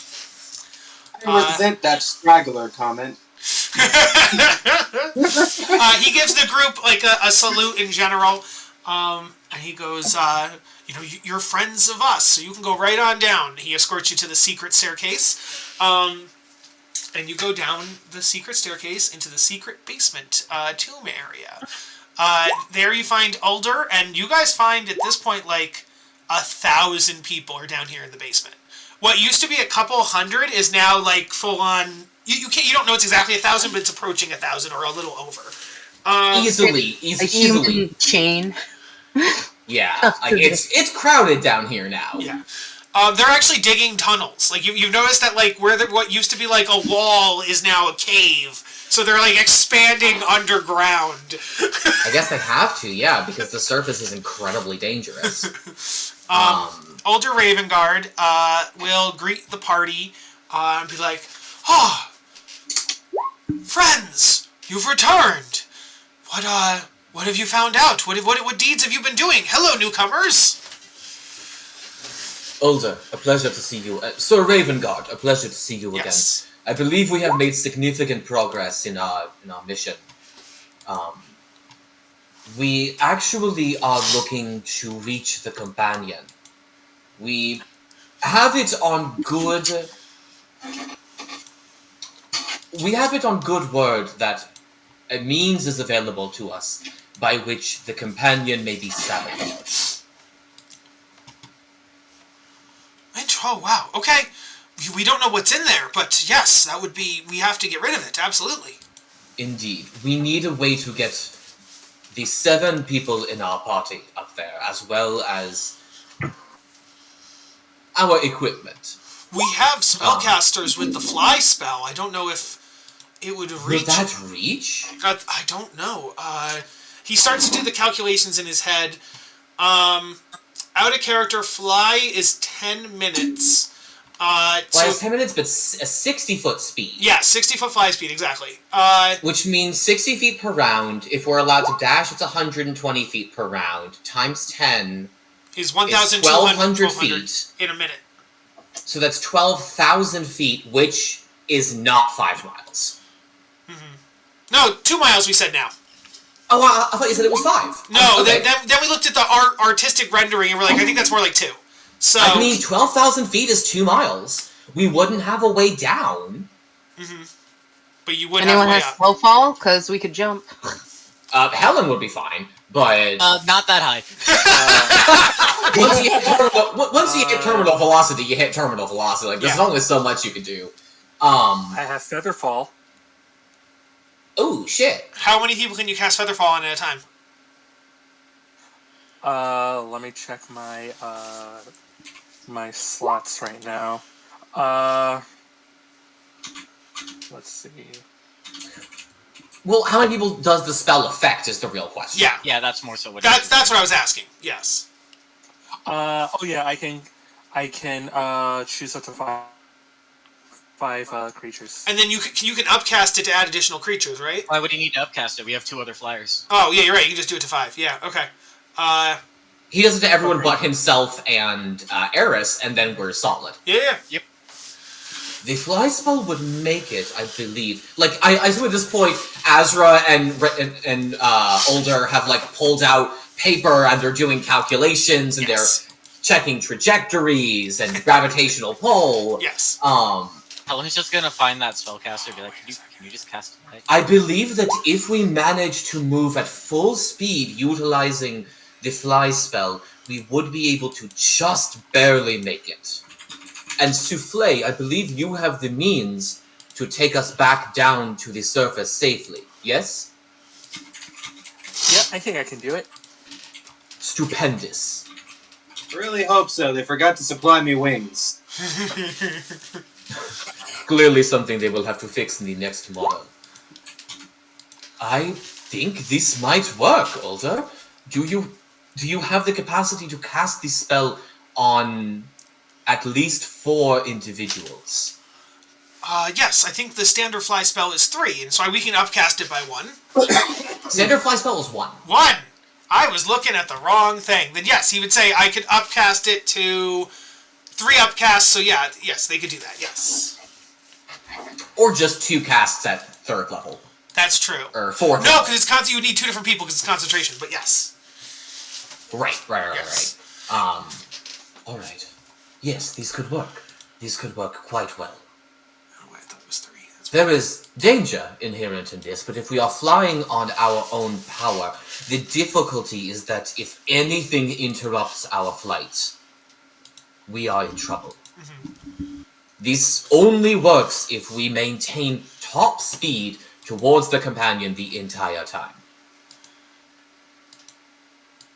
However, if our concentration is not required on the spell, we would be able to maintain our own defensive encampments.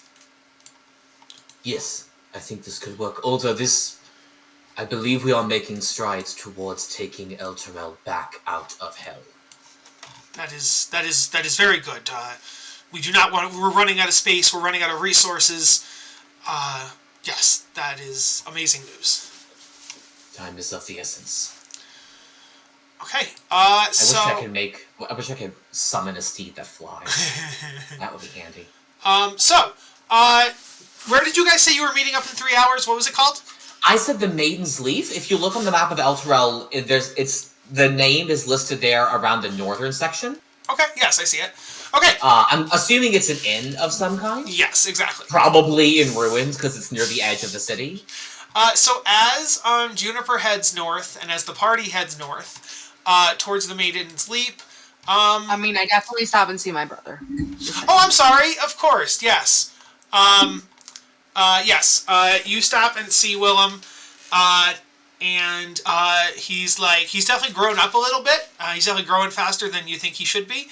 And he was probably 10, 11 when you last saw him, and now he's definitely 12, 13. He's and he's oh my gosh, Juniper, it's good to see you. Hello, Will, darling. I say you've grown bigger every day. How's things been going? I went through a growth spurt last week. I mean. So I feel like my spirit grows every day. Sometimes for the good, sometimes for the bad. What about you? How's your spirit growing? We're surviving, so I think I'm pretty happy. Mommy and Dad are great. Mm-hmm. Mm-hmm. And are you taking care of the others that I've sent your way? Yes, and they've been really nice to me. She points at Harrowman. He points at Harrowman. He's like, "Who's this one?" I kind of give him the little rundown, and I'm like, "So I plan on helping his mistress be redeemed, and redeeming him as well." Willem, you have fine history in your blood, my boy. You know, if my lady is redeemed, there will be an open seat at the table under Lord Asmodeus. You could, if you play your cards right, and grow up into a fine, strapping young devil. Well, Willem, you can be whatever you want to be, and if you choose to bring goodness to this hell realm... Oh, Asmodeus would not allow goodness. Asmodeus would definitely require evil. Interesting.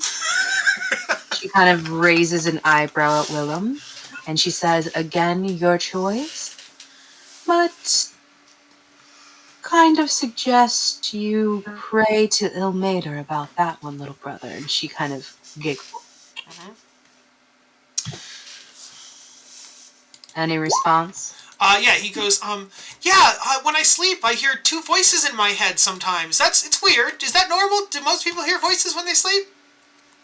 I think that everyone has temptations, and that is normal. Sometimes I don't always choose to listen to the right voice. And, One voice is Ilmater. He told me that he introduced himself. The other voice hasn't told me his name, but he kind of sounds like that guy. And he points at Harrowman. Yeah, that's probably Asmodeus. Yeah, that sounds like Asmodeus. That's 100% his MO.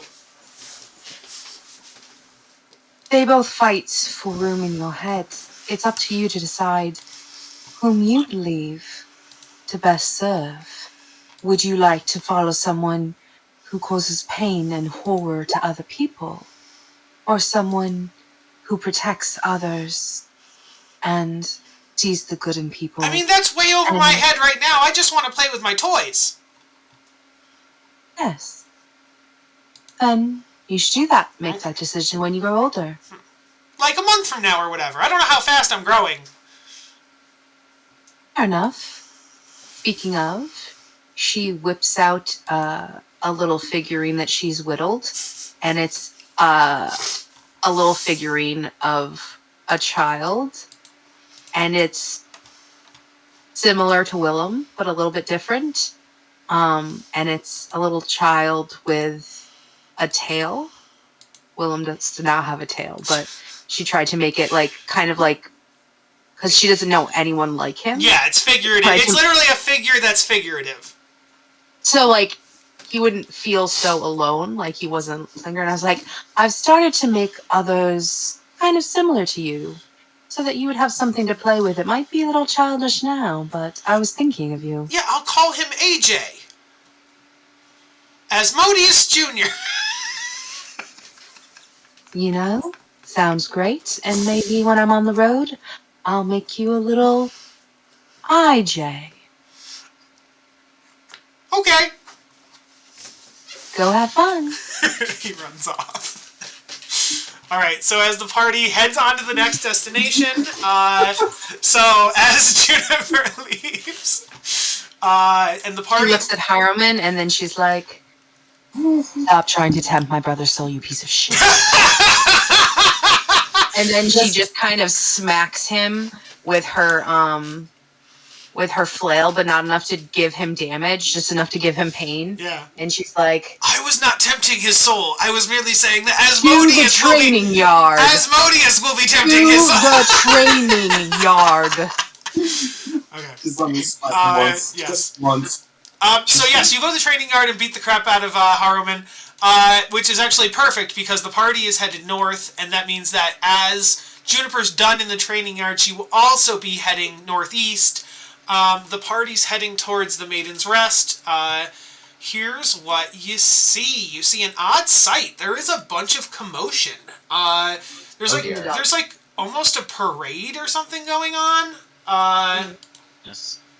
Let me... Oh god, did Betty Boost get here? No. Tell me Jimmy's not here. Who?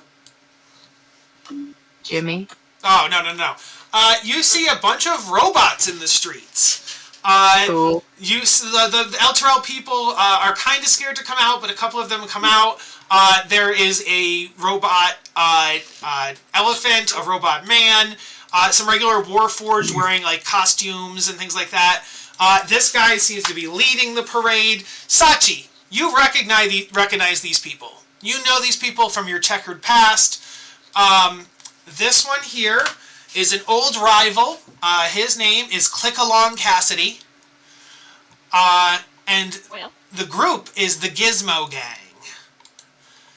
Sachi, you know them to be a group of con men, bank robbers, mercenaries. They're just thugs. But Click-Along is an intelligent leader. And he has done some capers. And you've definitely run against them in the past. So yeah, that's what y'all see. What in the name of the saints? So I haven't met it back up with them yet, right? You are you're gonna arrive like from the west, and they're gonna arrive from the south. So you both arrive at the same time, but different directions. So yes, you're both standing in the crowd, and yeah, you guys see Juniper. Juniper sees you guys, and Sachi, you recognize these people. Go. I wasn't expecting to see you here. You just full on confront Cassidy immediately?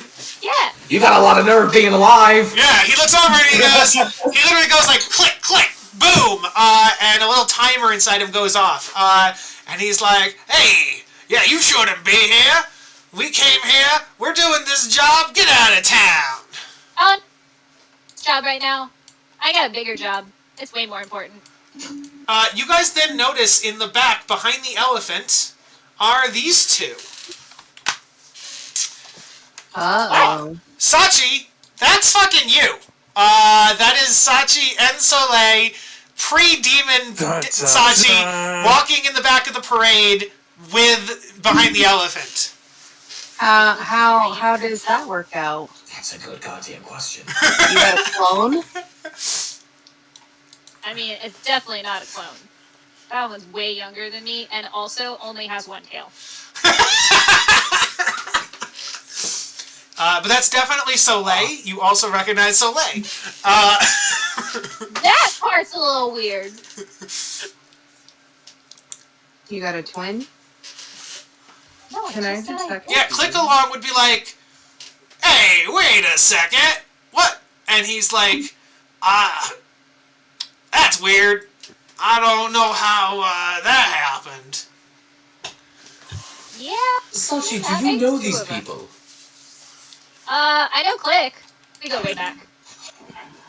Click along, Cassidy's the name. Click, click. A pleasure? He twirls his gun, and then he, like, goes to give you a handshake, but he gives you a handshake with the butt of his gun. Ezra does not accept a handshake from the gun. Well, actually, hold on. Do I get the impression that the guns are, like, affixed to his hands? Like, yes, he can't actually put them down? You'll notice that as he's like, there's like a rod or a pit, yes, the guns are affixed to his palms. Okay, that makes this much less insulting to Azra. Azra is going to, like, kind of awkwardly take the butt of the gun.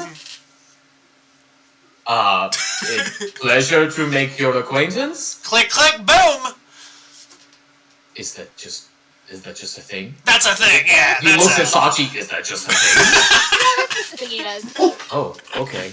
You know those friends you have that are kind of rivals, kind of enemies, try and kill you every once in a while, go have drinks sometimes? No. Catholic. No, Not I don't. particularly. Oh, Juniper! Those I'm aren't glad to see you friends. again. It's a different form of friendship.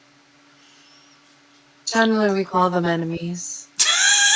Like I said, sometimes enemies. Do you go to a bar with your enemies? No, you go to a bar with your friends. Click along goes, I believe the term is frenemies.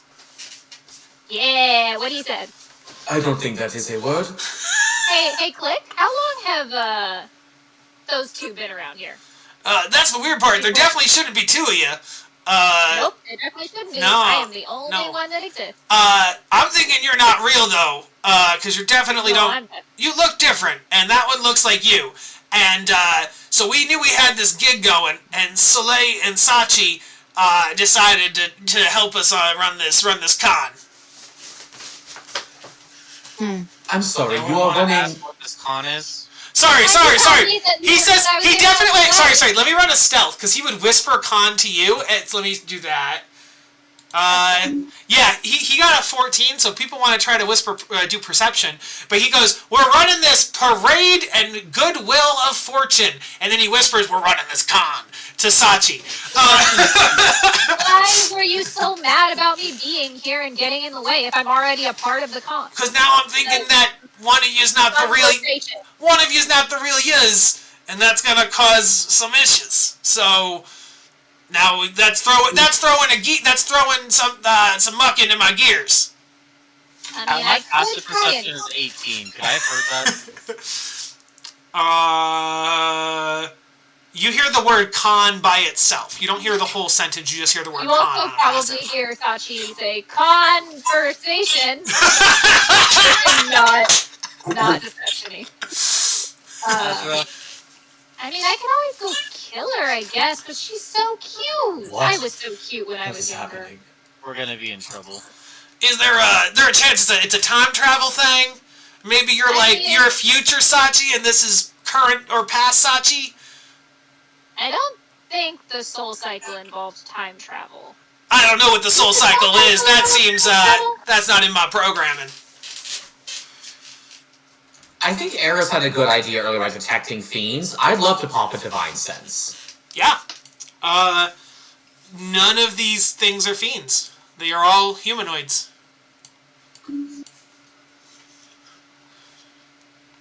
Warforged are humanoids, right? Yeah.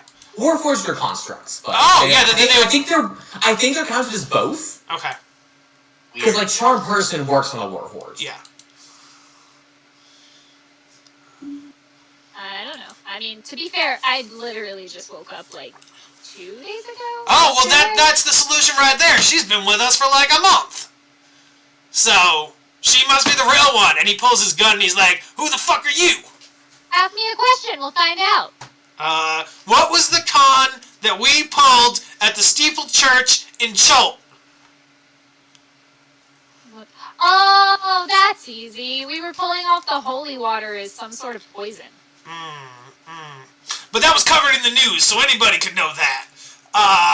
Okay. What about the time where He has a gun trained on you. What about the time where... And Juniper just looks at her aghast. What about the time where I murdered a whole town, and then you found out about it, and you were planning to rob the town, but I killed everybody, and then you were like, oh man, where was that? Yes, where was that? What town was that? It was never publicized. Oh, what town?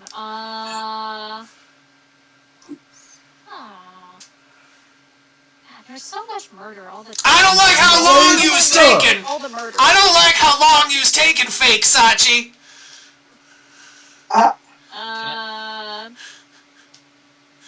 Sorry, Dalton. What are you saying, Dalton? Can I put my hand in front of the gun?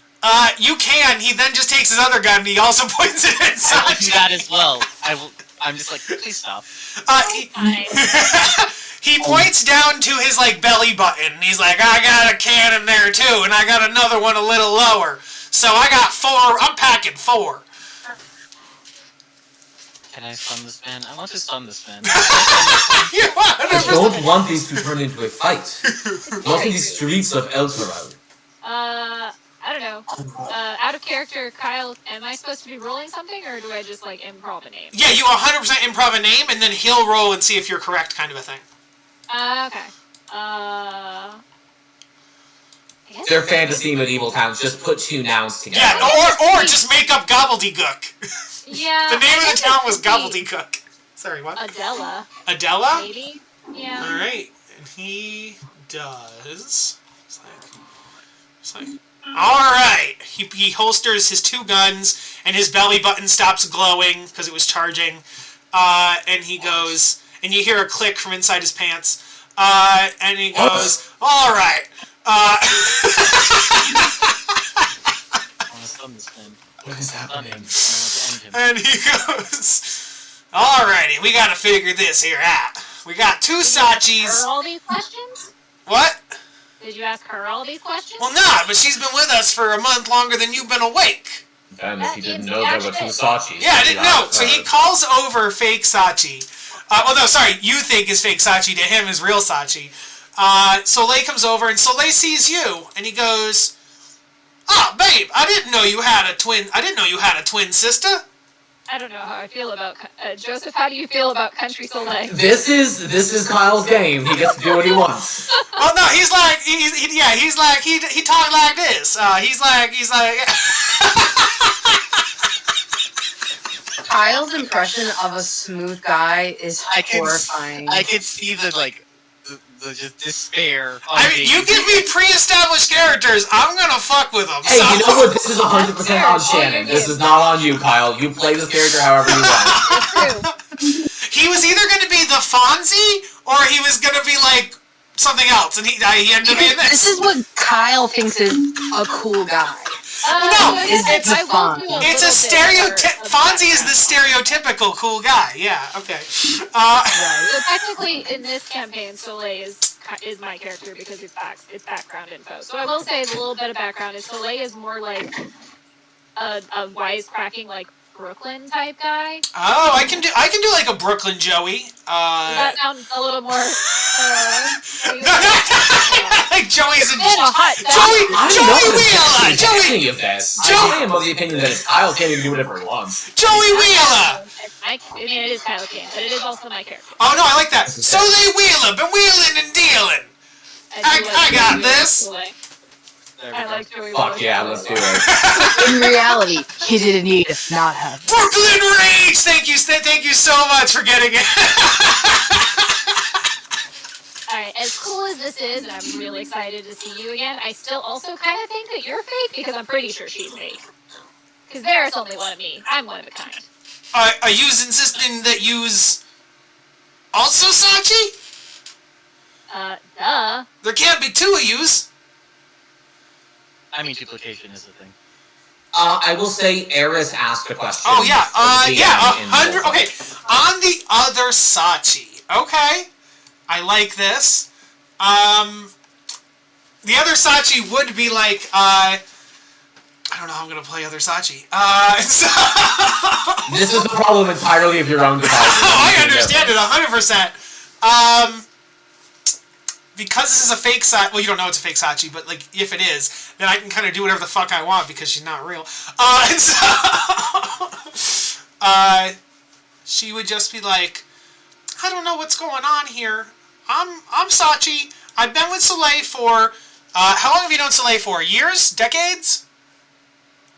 They were like orphans together, basically. I've been with Soleil from the start. Like, we go back to the beginning. So, whereas we don't even know you. You just came out of nowhere. So is that the surface level? No, that's what she's saying out loud. So now we'll deal with your detect thoughts. Okay. So yes, with detect thoughts you get a surface level, and the surface level is... I'm Sachi, I'm Sachi, I'm Sachi, I'm definitely Sachi. I need to keep being Sachi. Definitely Sachi. Definitely Sachi. That's what you hear as the surface level.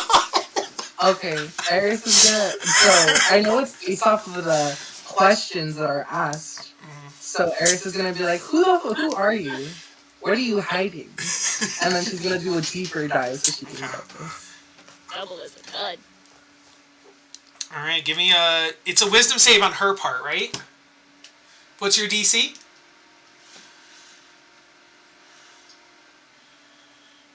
Great. 17 and she has disadvantage. Okay. Throwing around that hiding spell like it's made of candy.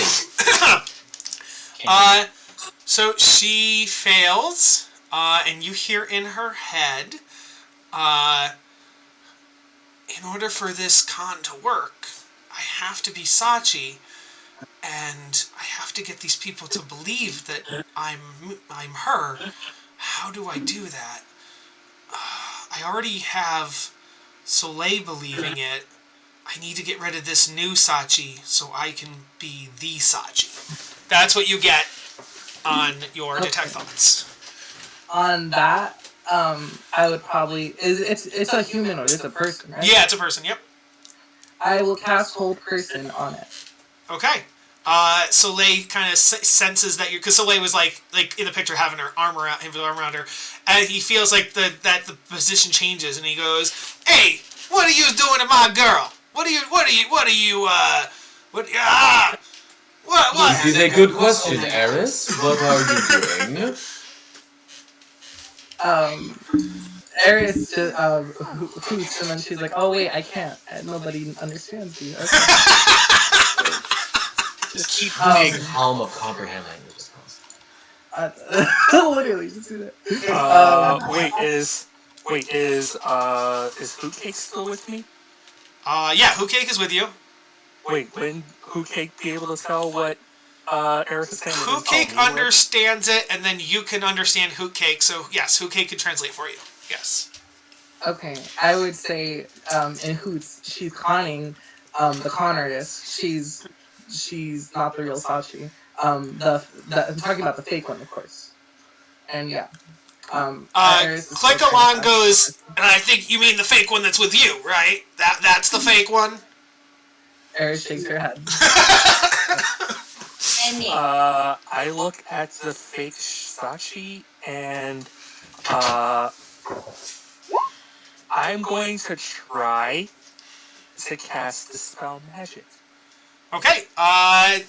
Dispel Magic automatically dispels what spell level? And then you roll for higher, right? I think it automatically dispels, like, 3rd level. Unless you're upcasting it, souffle. Yes, do you want to upcast it? Well, let me check my spell slots. I only have one 4th level spell slot. So I'm going to cast it at normal 3rd level. Okay, and it gets rid of 3rd level, you said? 3rd level. Okay, so let me see here.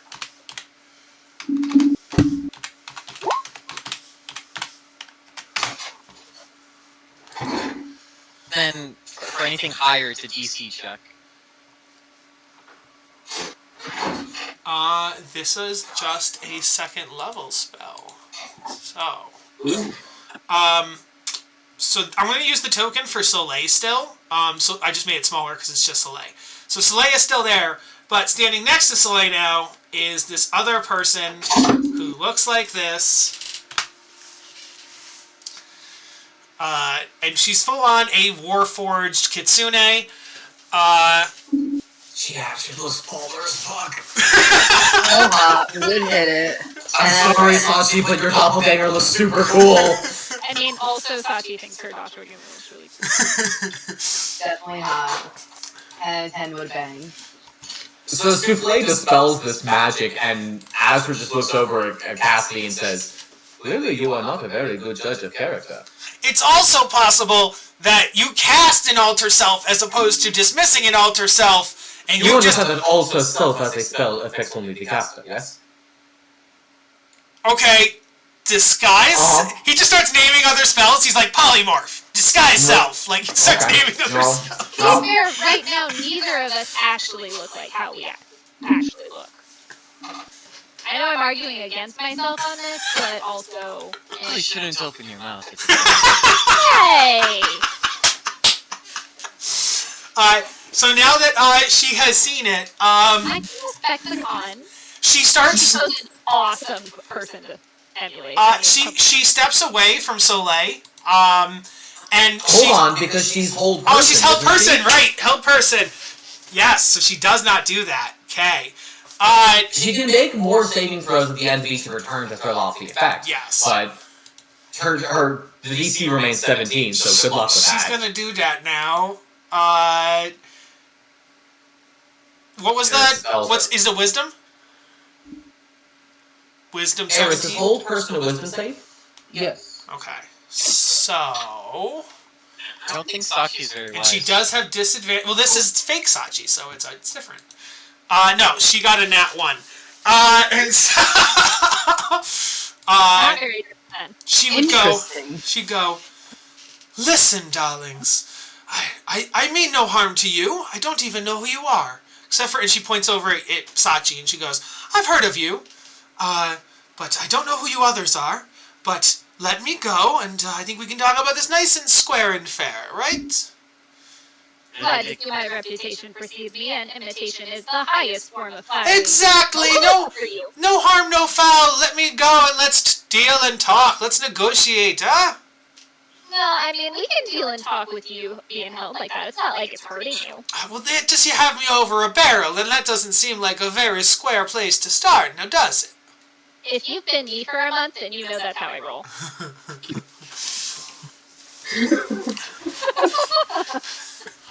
That's fair! Right there.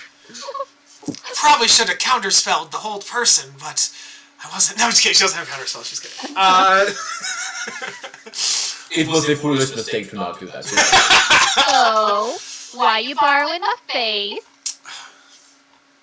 May I recommend, Cassidy, that we retire to the Maiden's Leap so that we are not conducting this business out in the streets for all to see?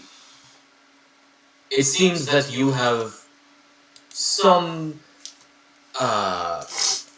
liars to deal with. He thinks it over. You hear really loud clicking from inside his head as his gears are My turning. God, that is loud. Is that your thoughts? Yeah, I'm kind of like think outside the box. The box being my head, so you hear the thoughts outside my thinking outside the box. Okay, so Yes, I got it. Here's grinding, but this is too literal. Oh, smite me. Do you know what we do have in our party loot? 5 pairs of manacles. I'm going to step behind fake Sachi and manacle her hands behind her back while she's paralyzed. She will say while you're doing that, she'll be like, "Well, if you're gonna tie me up, you might as well take me to dinner first, darling." Azra just looks down at her so coldly. Asterisk, you have smite. You can always use smite. I was just about to ask permission. You see Juniper comes up behind her and gets the extra ones and starts roughly putting them. It's like, allow me. And just starts putting them extra roughly around her ankles and everything else. And is just like extra rough now and just takes it over from Azra and just doesn't let him anywhere near her. We need her to be able to walk. Negotiation. Oh my god. Kitsune have 7... After they stop being nice. They have 7 tails, right? Yeah. So, do you also Between put... 1 and 9 tails. Yeah. Do you guys also put manacles on her tails? How many tails does she actually have?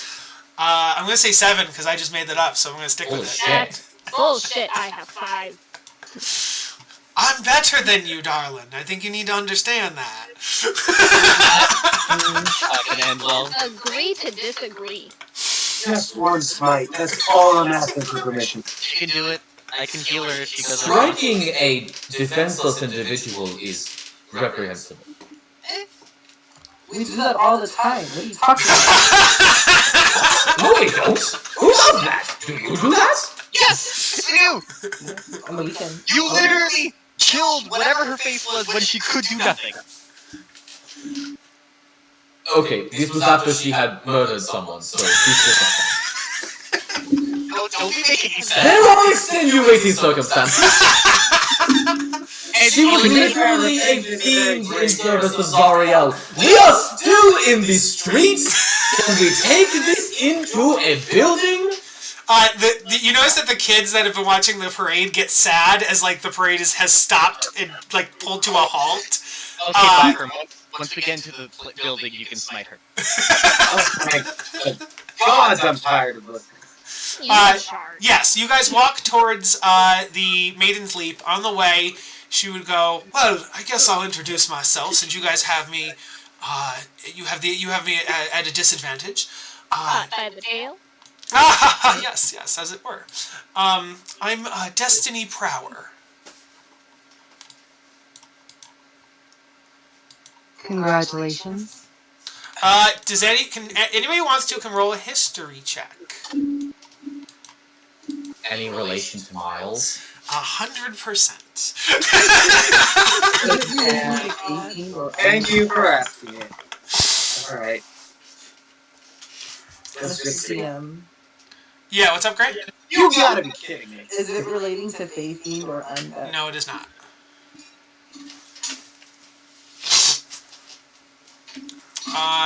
Okay. Plus one's out here showing the fuck up. Wow. Azra, Bakram, and Helen. The 3 of you. Oh, Sachi, you can roll with advantage because you come from this world. You come from like this underbelly or whatever.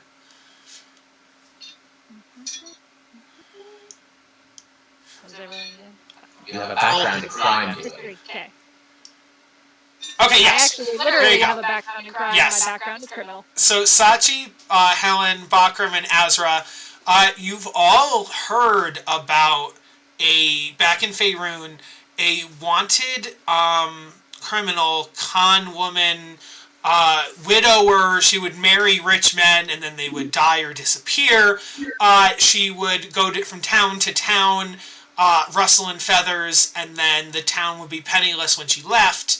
Banks were robbed. Museums had their artifacts and magic items stolen. Crypts were robbed. She went to balls, and all of a sudden all the lights would turn off and all the gowns and tiaras would be gone. So, yes, Destiny Prower is a world-famous con artist / thief. I thought you were arrested for tax evasion in Neverwinter. They couldn't keep me. They couldn't keep me if they tried, like with my hands tied behind my back, which I did, and they still couldn't keep me. So Sachi, when she hears her name, her eyes go big as saucers, and she's like, "My hero emulated me." You also heard that she had died at some point because she wasn't a Warforged in the history books, in the news stories and stuff. So did I. Yeah. He's like, it seems. Oh my god! It seems like maybe upon my robotic resurrection, I might be a little rusty. Right, so we're taking... I guess there's not really a jail anymore. It's something of a problem.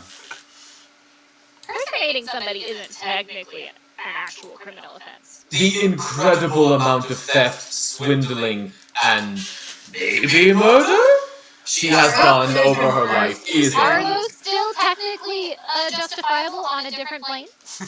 Yeah, she would bring that up. She'd be like, she'd hear the scholar, she's like, yes, I don't think you have the jurisdiction. All the crimes I've previously committed were on another plane of existence. I don't think those are crimes here in Avernus. In fact, in Avernus, they would be... Dalton's saying something. Oh, sorry, Dalton, yes. You know, look her in the eyes. Who the fuck cares about jurisdiction? But they aren't crimes here. You're going to arrest me for non-crimes. Azra says, well, when Zariel comes down to grant you diplomatic immunity, you will be released.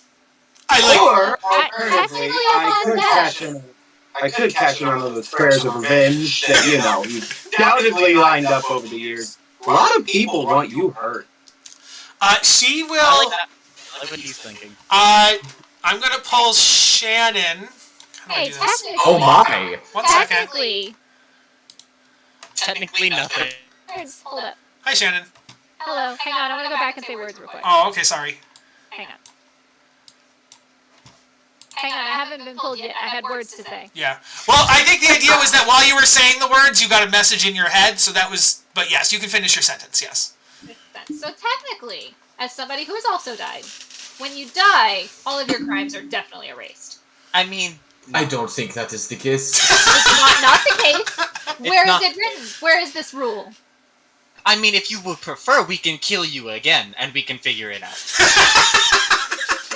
I am literally from the god of revenge. I think I would know a bit about my... While you guys are squabbling, a secret thing happens, yes. Squabbling. Why? So Shannon, you get a message in your head, because Destiny has telepathy. And so she messages you. Telepathy friends! And she's like,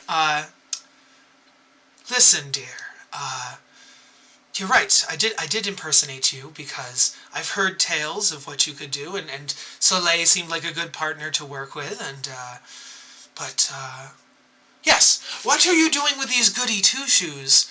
And what would you say to possibly helping me get out of here, and I might take you under my wing in the future. Okay, first off, big honor. Big honor. Really appreciate choosing me. Did you hook up with Soleil? Because he's never called me my girl. I think he said babe, actually, but, And also, how? I just realized we're RPing specifically for us because there's no audience, so it's like... Well, I guess the people on Twitch can see it. Can they see it? I actually don't know if they can see the secret thing or not. Because I think camera might just be on the other group still. So yes, so do you want her to roll a persuasion check, or like, do you want to roll a wisdom save to see if she like not seduces you, but like gets you on her side, or do you think that Sachi would just go along with it because she does admire this person and she isn't a goody two shoes? I think Sachi would consider it. I think it would be an option. Okay. I think she would not immediately turn down, or she wouldn't immediately betray her friends or anything like that. But it would always be in the back pocket. Okay. She would sense like the hesitance, and she would say, "Just so you know, dear, I would not hurt your friends. You don't have to hurt your friends. Just if you could get the hold person off, I can teleport out, and you won't even have to do anything else." What are you gonna do after you leave? Look around Elturel or Avernus for other, I can say it in front of you, fools. Targets. Oh, yeah, definitely. Devils and demons are pretty dumb. So are some of these Elturians, whatever. But clearly I won't travel with Click-Along anymore, as there's bad taste in my mouth after this. Yeah, I mean, that's fair. Hey, what was the con, by the way? Well, the Click-Along's con, or my con to Click-Along? Your con for why you're hanging out with Click-Along and Soleil in the first place. Okay, well, I had heard that the city had been dragged down, and the city is filled with nobles, and they can't call reinforcements in, and there's no military, and so literally every castle and keep and holy church, and literally all of the relics, and there's nobody protecting it. In addition to that, Click-Along was already here, was already down in Avernus, and so I got Soleil, and the two of us found a way to get down here.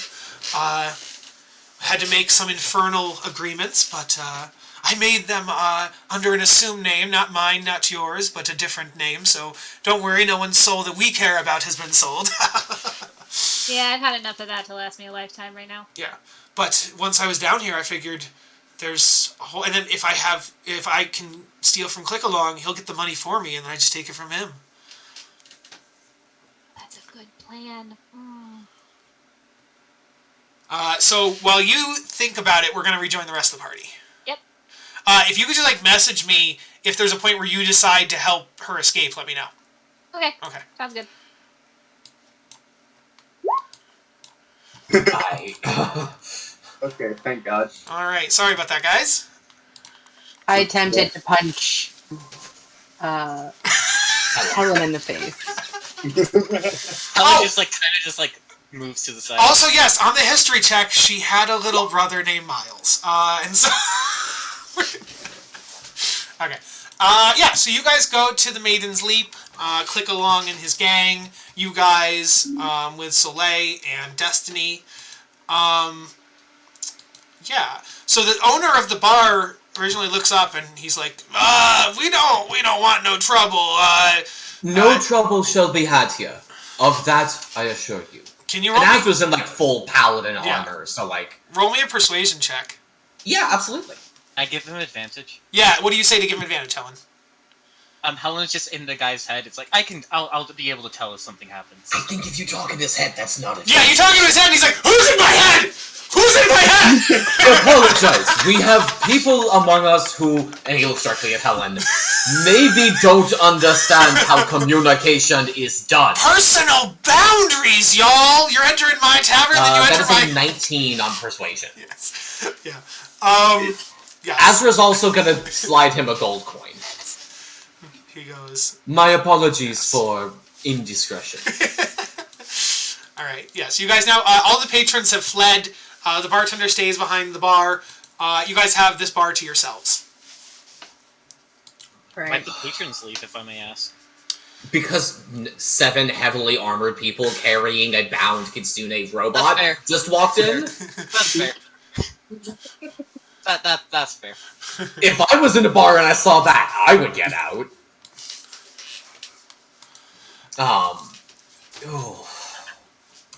Could I? No, that was gonna give me disadvantage.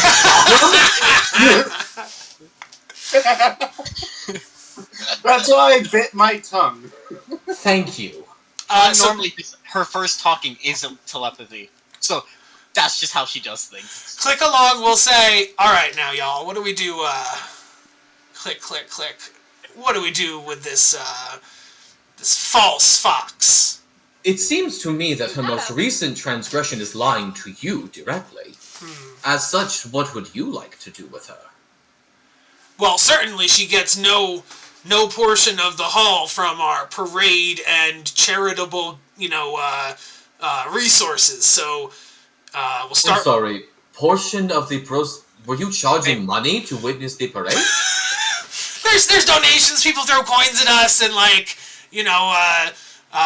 you hear his brain gets whirring up, click, click. No, these sound reasonable. Click. Yes, people provide tips to performers.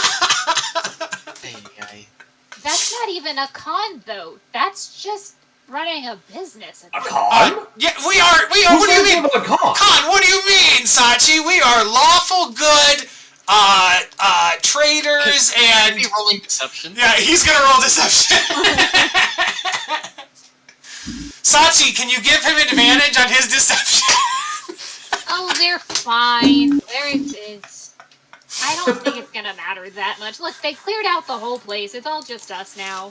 He rolled a deception of 16, so the 24 of Bakram will know he's lying and he was pulling a con. Helen's 22 will also win.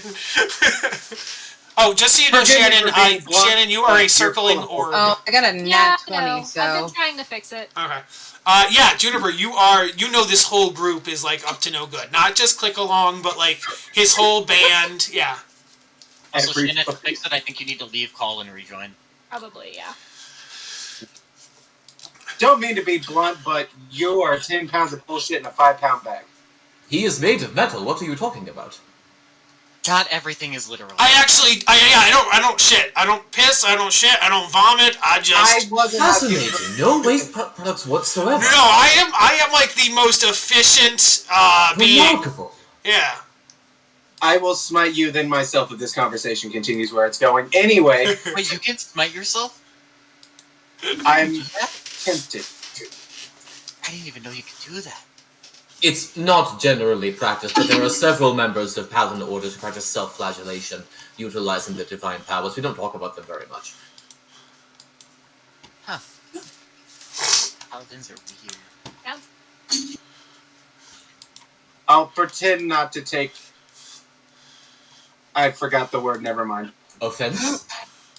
There we go. Thank you. So, it appears you might be onto us. Onto what? Not you, Ezra. You have no idea. Oh, okay, good.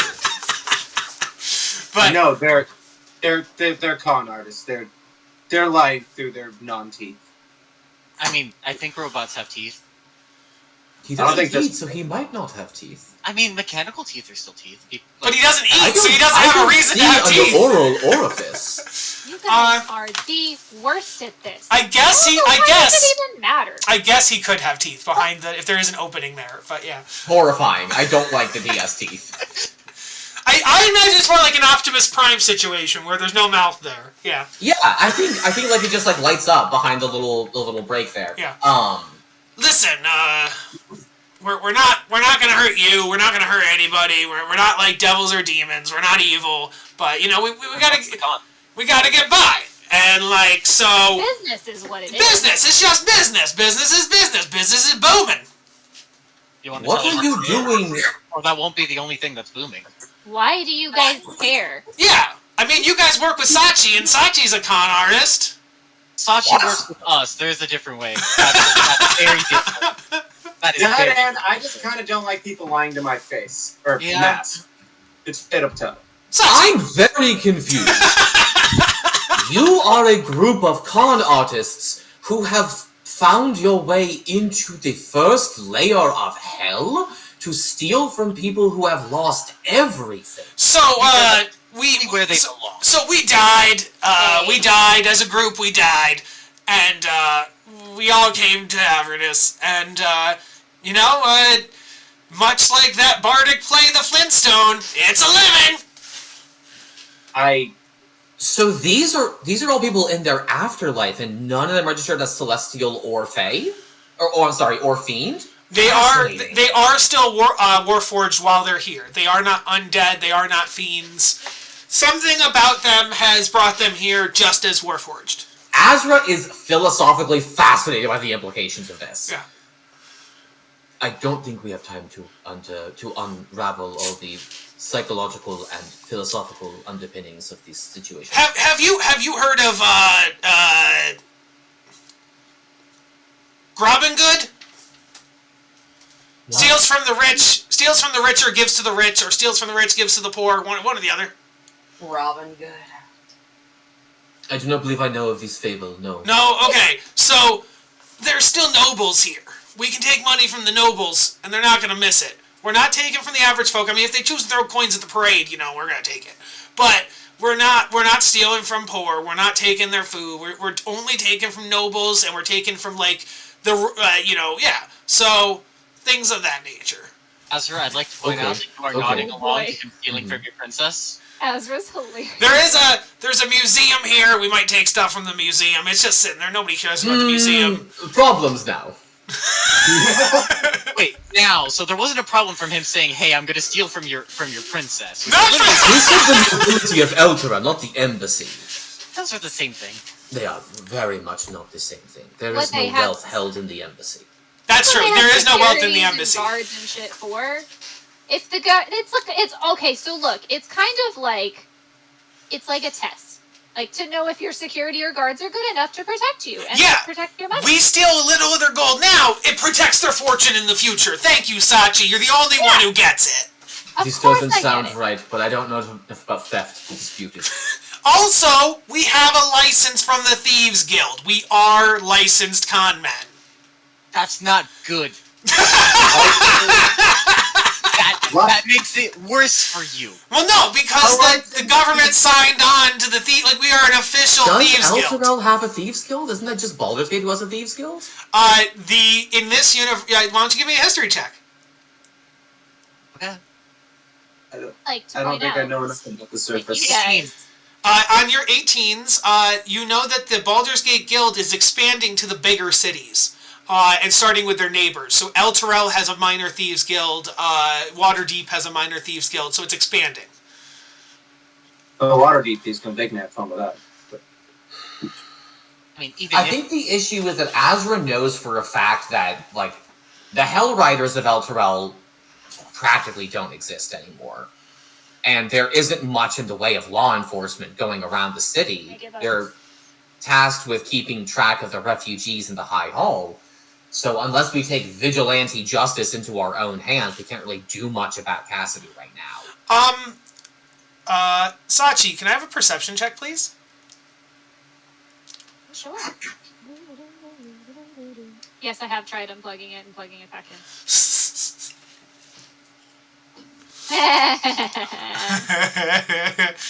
That's good. That's deception. That's deception, which I was going to ask for next. But can I have a perception check? Okay. You do not notice the thing that you might have noticed. What do I get from my 10 insight above, by the way? Oh, what were you inciting? Their whole, like, robbing the rich. Oh, he's telling the truth. That was indeed the plan. Okay, cool. I was just curious, because, like, Sachi still doesn't love, like, super deep cons. Uh-huh. Like, she's very much against stealing from people, not so much, like, hurting them. Yeah. Or injuring people. Okay, cool. So, cool. So I say we put Destiny in the town jail. We'll leave one of us to watch her. We'll go on about our business. You just made a point. There's not much law around here. What if, like, you know... Azra did not say that out loud. That was the thing Azra was considering to himself. Oh, okay. Gotcha. There was a discussion had where Balker and Helen wanted to take justice into their own hands and personally beat the shit out of Destiny Prowler. You know, I'd like to point out that you guys, or Cassidy, is not the one who, like, was technically wronged. It was me. And I wasn't actually wronged. I was flattered. So the person in charge of keeping her alive Would be me. Yeah, I think the one who I've wronged the most here would have been young Sachi, but I didn't, So I think all's fair in love and conning, and I think if she has it in her heart to forgive me or whatever, yeah. I don't think we have the resources at this moment to necessarily give you the attention that you might otherwise deserve. Oh, aren't you in the middle of other and more important shit? Like, this is super lowball for you. This is exactly what I am saying. Yeah. I think you leave her with us. We'll yeah. I think No, I think older Ravengard might be interested in your presence in this city. And Sachi, that is very much a threat. That is just straight up a threat. Yeah, Sachi, give me another perception check. If we're going, is this thing only Sachi can notice? Or? Okay. The whole party can make a perception check with disadvantage because it is being aimed at Sachi, so probably she would be the most likely to see it. But yes, if you guys want to do it, you can try. I think Azra's focused. Helen, you notice that occasionally on every couple ticks, every couple clicks of click along Classity, his left eyeball flickers. Jesus Christ, no! The only one set of disadvantages I've ever seen in my life. The only one that knows what this means, though, Sachi, you've known Click Along for a long time, and so the flickering is not something built into his Warforged mechanism. That flickering is him trying to wink at you, basically, and trying to So it's instead of going he's going click click flicker every once in a while. So he's winking when he's saying oh, we'll take care of her. Yes. Okay. Can I roll insight to see what he means by that? Yeah. Okay. Because I don't know whether or not he means take care of her, they will actually physically harm her and avenge me, or if they're nah, she's one of us, it's cool. On a 12... It'll be select. It's not quite high enough. Let me have him... Well, he can't really do anything to, increase his winking. So, yeah, on a 12, you're not quite sure what he's trying to tell you other than, hey, look at me, and it's important. But you don't know the what, really. I'll look at him. At least. Yeah. You know what? No, we're gonna do this another way. Sachi, in your head, you see a big flashing neon magical arcane symbol that says "now!" exclamation point. And it's a psychic message. I hate that very much. I hate that very much. I don't know what that means. Oh, it has... You hear it in Destiny's voice. But we never actually discussed what now meant. Yep. Or what I was... Yeah. It's improv. It's improv. You improv what you're doing now! You see blinking from Click On Cassidy, you get a message of now from Destiny. What does Sachi do? I don't even know if I can do anything. I don't have that many skills, bro. You do know that Hold Person is a concentration spell. That's what's happening, got it. You guys It's also almost certainly worn off because it has a duration of 1 minute. Oh! Do you recast Hold Person, Greg? Do you keep casting it every minute? I don't think I would have been able to for this fucking long. Oh, cool! Then she doesn't even need Sachi. The second the Hold Person goes off, Destiny teleports away. What? Azra, this is why you should have knocked her out. Oh my God. The only thing that was stopping her was the Hold Person. Did she cast a spell to do that? Does anybody have counterspell? You could try. Well, here's the thing. Her hands are bound. She can't do somatic components. I 100% think if your hands are behind your back, you can wiggle your fingers and, things like that behind your back. They're manacles. If you have to wave your hands, you can't. That's a good question. That's the whole point. You literally have to have a feat in order to not have to do that. If you want me to counterspell, I can. Whatchamacallit? Subtle spell, yeah. Subtle spell is amazing. It is the best sorcerer thing. But if you want me to counterspell, I can do that if you want. Okay, it does say, to a certain degree, if it was small things, then you could do it. But if it took, big motions, you're right, she couldn't do it. And I think a teleportation would probably be a big spell. So, I will say that... now, I will say, something like a Misty Step does not have somatic components at all. That's why it's so good. Yeah. So, yes, you see her trying to teleport away. Souffle, do you cast Counterspell? I will cast Counterspell. Okay, so, yeah, your Counterspell automatically works. So mark off a Counterspell on yours. She'll mark down her teleport spell on hers. And she will visibly frown and be like, damn. She's going to turn to her. Juniper had her last. Where do you have her right now, Juniper? What do you mean? I had her manacled, and we brought her into the inn where things, I would have been, directly next to her. If she was trying to do something, I definitely would be manhandling her right now. Okay. Yeah. Sit her down, be like, what do you think you're doing? If I have to smack her up, I will. I'm just going to be looking at Wyatt, or I guess Bakram. Azra looks to her and says, I am doing everything in my power to keep two of our number from beating you bloody and unconscious. You would do well to cooperate. I apologize. Denial intimidation. I sincerely, with the most utmost apology, apologize. I have a great idea, guys. What's your idea? I want to hear it. What if I make her a chicken? Then she can't talk to I believe she already is one, so that wouldn't help. I have an easier solution that I should have done earlier than this. Azra is going to rip a strip of cloth off of his tunic, and he's going to gag her. Oh. If she can't perform verbal components, she can't cast spells.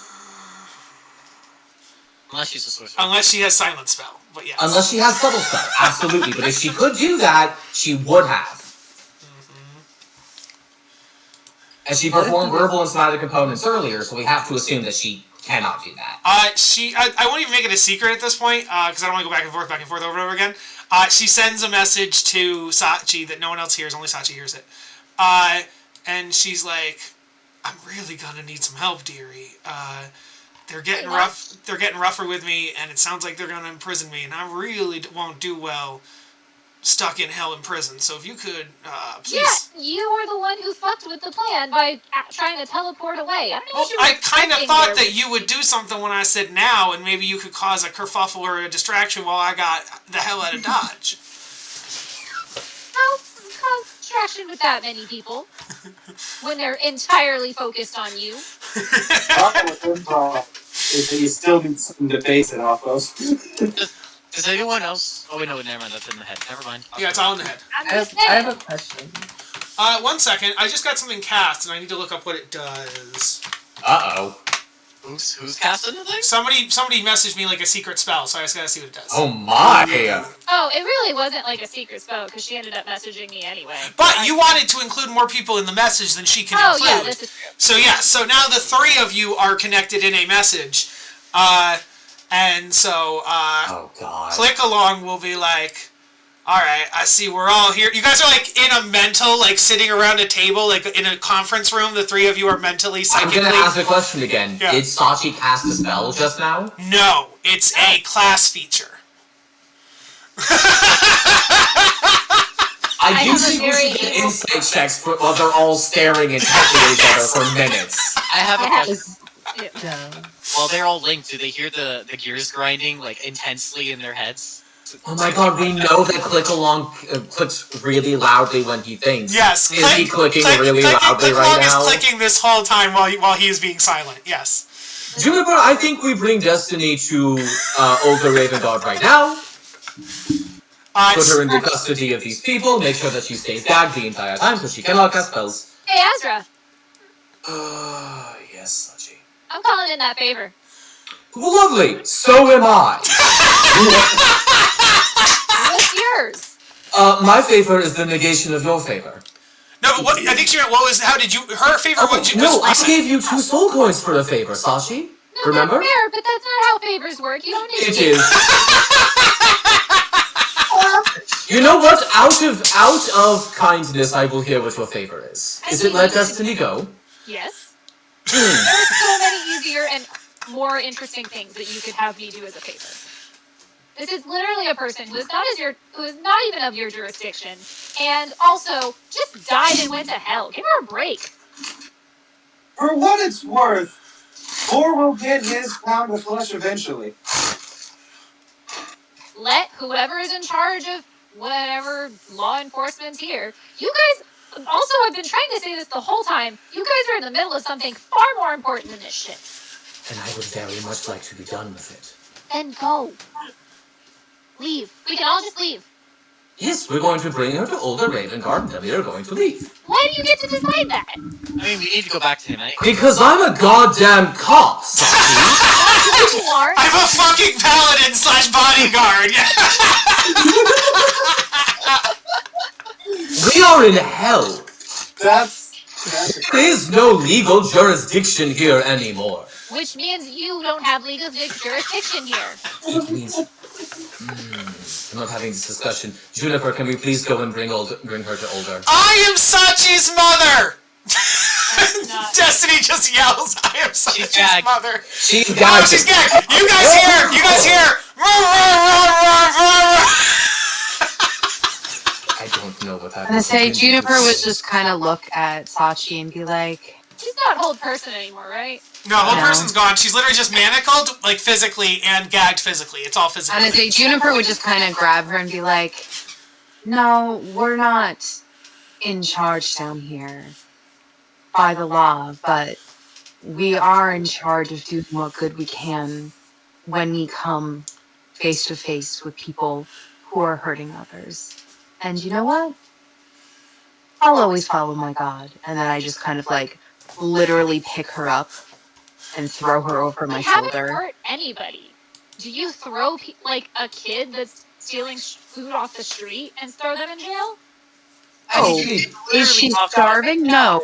But what I will do is I will pick that child up and I will take it home with me and I will feed it and I will teach it how to live and I will teach it a trade and I will show it how stealing is bad and I will show it how to do other things besides steal.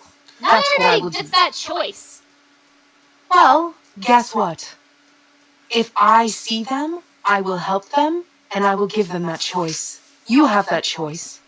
You choose to do else. This is my choice. Destiny says to click along in you in her head. She'll just say, all right, I give in. I'll go to this Raven Elderguard, and maybe I can feminine wiles or whatever him. But I think I'll figure it out. But thank you for trying to help Sachi. I'll figure it out. So Destiny goes limp. She stops fighting. She points to like her mouth and she does like the zipper thing indicating that she'll and then she can't. Her arms are tied. She's I thought she was just like in like no, they're behind her back. I was being rough because she was hitting on Azra. Oh, okay, right. Point is, you get the sense that she's given up. That's what you get that sense. Right. No, Sachi actually. Yes, I am. Sachi actually goes behind Destiny. I mean, she's over my shoulder, and oh, that's true. You did start picking her up. Yeah, there's no way I'm gonna allow you to undo her manacles from behind me. So, good try.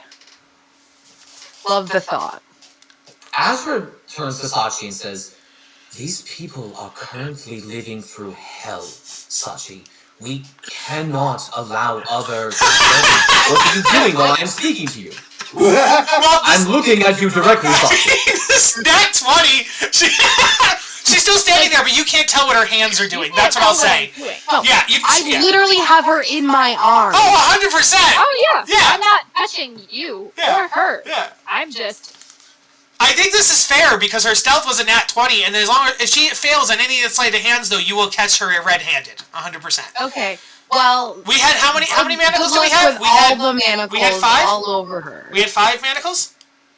I mean, I only put the one, but I think Juniper put at least 2 others on her. So 3 manacles. Okay, so Sachi, please give me 2. And she's in my arms, so she is grappled. Yeah, no, that's fine. So Sachi, give me 2 more sleight of hands if you're going to undo all 3. I mean, and obviously she's in my arms, so if I feel anything loosen on her... Yes, but you won't feel it based on the nat 20. You won't feel it unless she fails. No. There you go, you felt it. That's a nat 1. Body. Okay, listen, that's a nat 1 right there. So on the second one, you felt it. You felt Sachi try to let loose the second one. You didn't feel the first one, but you feel a manacle, like, try to be messed with. There you go. Can I, looking directly at Sachi and speaking to her, also notice her doing this? Yes, 100%. The nat 1 everybody sees. Everybody sees her fumble with a manacle. Sachi, I would like to apologize to you out of character for what I am about to do. But in character, Azra just puts an arm around Sachi's shoulder and pulls her away from Destiny and Juniper. And he says, "If you are allowing a disturbance and a harm to come to these people while they are, again, living through hell, we will have to treat you as we are treating them." Quick question. Because Kyle was trying to say something before, but, gagged and everything. How is Sachi, visibly looking at the situation? Because obviously she's putting the front of, this is wrong, but how does she, look as she's doing it? If I may ask. What do you mean by look? What are your, facial features about it? Because there's one thing to be mad, and there's another thing, if someone is close to you, you have a different look than if it's just you think this is wrong. At least that's what I've seen. She sees herself in them, and she doesn't... It's hard for her to, It's like she's defending herself, if that makes sense. And also, she wholeheartedly believes that this is going too far. I think also, like you said, the thinking about it in terms of yourself, if you guys are arresting her for this now, how long until the party arrests Sachi? For what she's done or did? Because you're already oh, well, her past crimes aren't excused. And actually, in answer to Azra, she's going to say... Oh, fuck, I don't remember the last thing he said. He said that if you actively aid and abet a harm and a disruption to a city that is currently going through hell, then they will treat you as a disruption and a harm. A danger. I'm just like them. You could choose not to be. You could literally choose to help these people. You could literally choose to be their heroes. You could still make money. You could still get everything you desire by being good. You do not have to hurt these people now. These people do not have to hurt them. Somebody's gonna hurt them. Someday. It doesn't have to be you. It doesn't have to be you. You could protect them. We could protect them. Why does it have to be you, Sachi?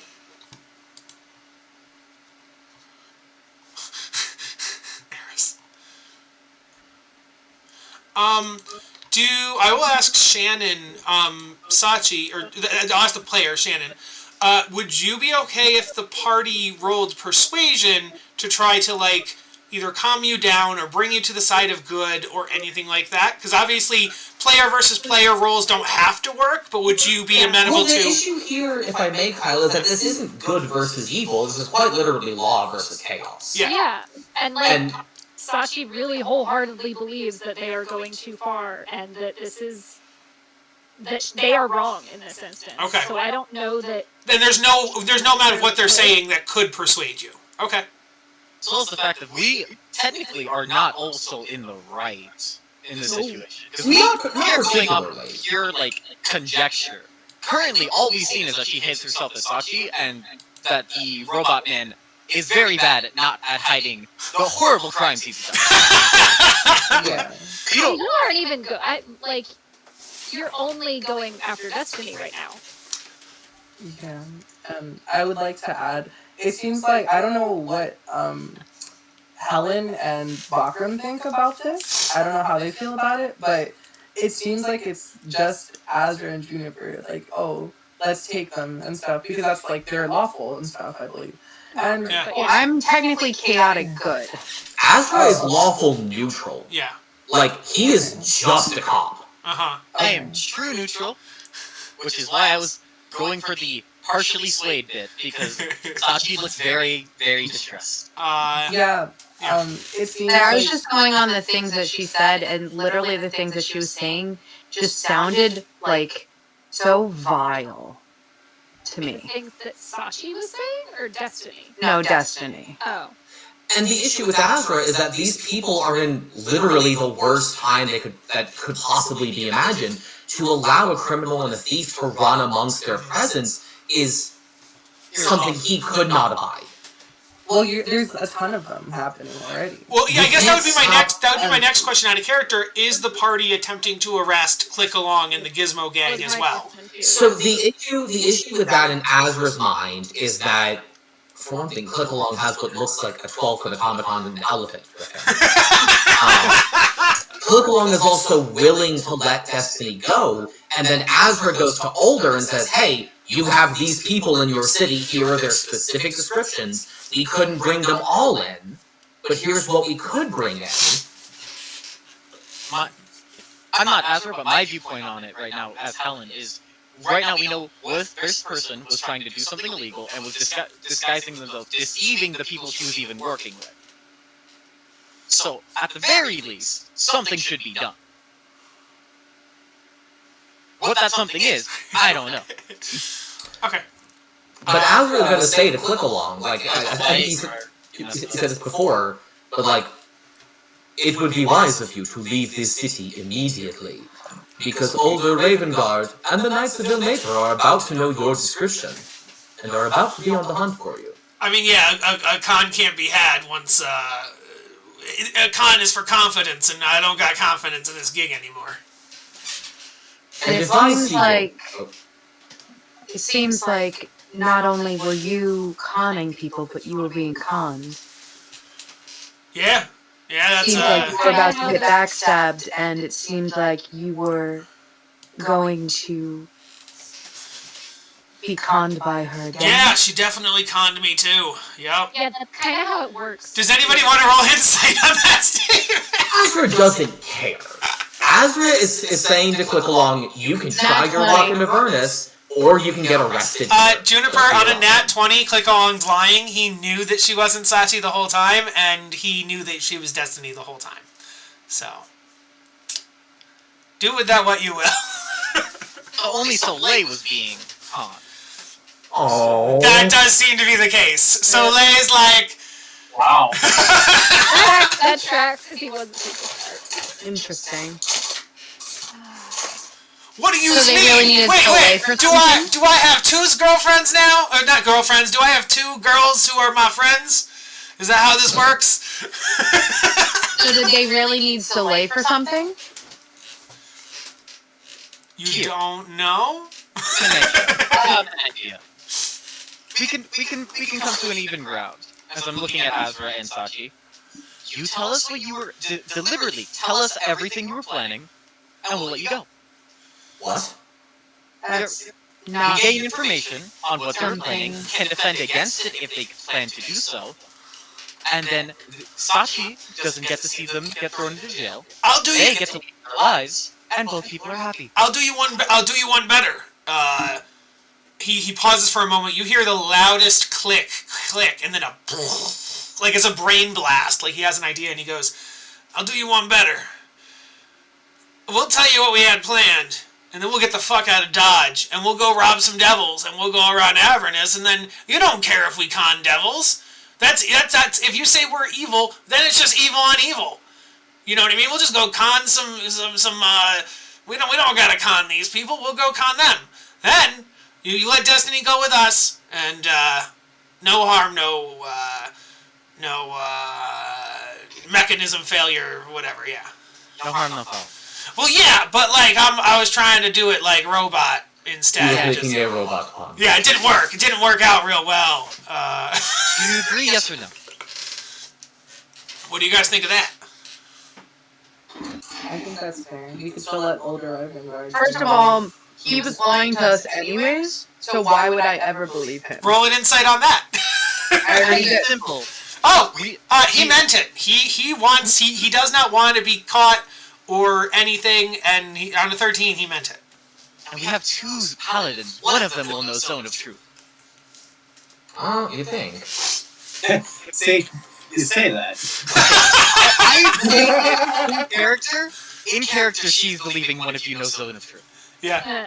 You have an odd degree of familiarity with the spells a paladin would and would not know. I don't. Hey, she's level 13. You guys aren't the first paladin she's been with. I had to tell you, you're not my first. Wyatt, your protocol again. We're level 11. Oh, that's still point proven. High level character. Okay, how'd you get 2 levels? I'm thinking of a different campaign. That's fair. Asgard kind of looks around. He gets like the measure of what Helen's saying, and Aries is agreeing with him, and he knows that this is apparently important to Sachi. He looks to Bakram and Juniper for their current takes on the situation. I'm gonna say Juniper's afraid that they've already done what they wanted, and we're just letting them free. Well, I mean, you could know in character that, for example, 2 things. The Ilmater Knights did not tell you anything about robberies happening or things have gone missing, so you would know the Ilmater Knights would maybe know something if they didn't tell you anything about it. And similarly, Neither Seltern nor Older mentioned. Yes, and then lastly, the Drow assistants also didn't know anything about it either. So there haven't been any big missing things happening yet. So I don't know if that would help Juniper or not. Supposedly, all they've done is had a parade so far. Yes, Shannon. Yes. Do you want me to stay in this party? You have been a great help to us so far. My partner's back there. If you let them go, I'll stay with you guys, and you'll at least have one less thief on the streets. So this is what it comes to. Ultimatums. I see. We had already provided the ultimatums, Juniper. This is merely responding in kind. Right. Juniper just drops her like a sack of potatoes. Yeah, I didn't see that as an ultimatum. I thought that was like begging almost. It is begging. It is literally Sachi is begging. Azra, you can let Sachi go. Not wanting to change for the good at all. The fuck cares about what's good? As long as you're not hurting someone, that's all that matters. Wait, He doesn't care about hurting people. I think I glossed over something. Juniper just drops her just drops her, doesn't put her on the ground. Just drops Destiny. Yeah. Yup. I'm gonna go over and do a hand of healing. Destiny's like, that hurt. No, she can't say that because she's gagged. So she's like, oh, rah, rah. Oh my god. Clickalone would say, be like, I mean, yeah, we'll go rob some devils. I mean, that's not hurting anybody.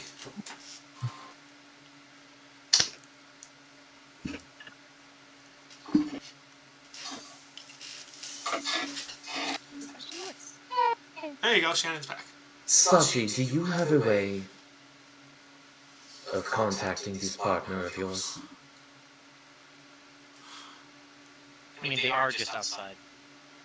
Or in here at the Immediately outside is the Blood War. If they are leaving Elturel, they will have to get a great deal of distance.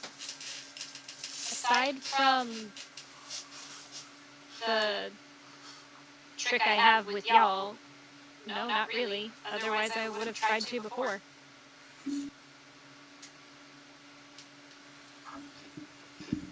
The talking in your head stuff, that's the only thing I can do. Destiny messages Sachi and is like, hey, I have seeming, and I could just make us look like devils in order to get out of here. So they need not worry about us getting out of Elturel. I don't think that's what they're worried about. Oh, okay. Part of the reason that I wanted to imprison them is not only to take their danger away from the townspeople, but also so that when we raise Elturel back, they come with it. I do not want to condemn these people to a lifetime in hell. No one deserves that. I don't think they can come back if they actually died. Do you guys want to roll religion or arcana on that statement? Sure. I don't think I have that. I will not be rolling unless I am proficient. Mm-hmm. I am not proficient. I will not be rolling. Azra, yeah, both Azra and Azra, Souffle, Juniper, you all succeed. That is not a true statement. If you are in a city when it raises, the plane shift spell type thing will take you with it. Whether you will be infernal or undead or whatever on the other side, you don't necessarily know that, but the plane shift magic is strong enough that it will take you with it when the city goes. In response to that, Azra will say, we have already taken back several people who, by all rights, should have been lost to us. It would be cruel of me to not extend that same favor to these people. But I cannot allow a danger to roam free in these streets.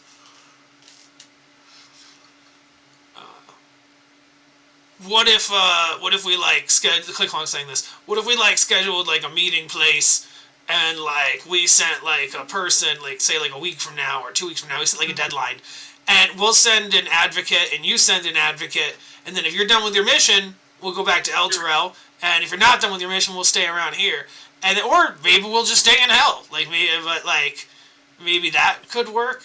That is your decision if that is what you want to do. But either you stay here under the eye of older Ravengard, and you come up with Elturel when it leaves, or you go down to the surface of Avernus and make your way there.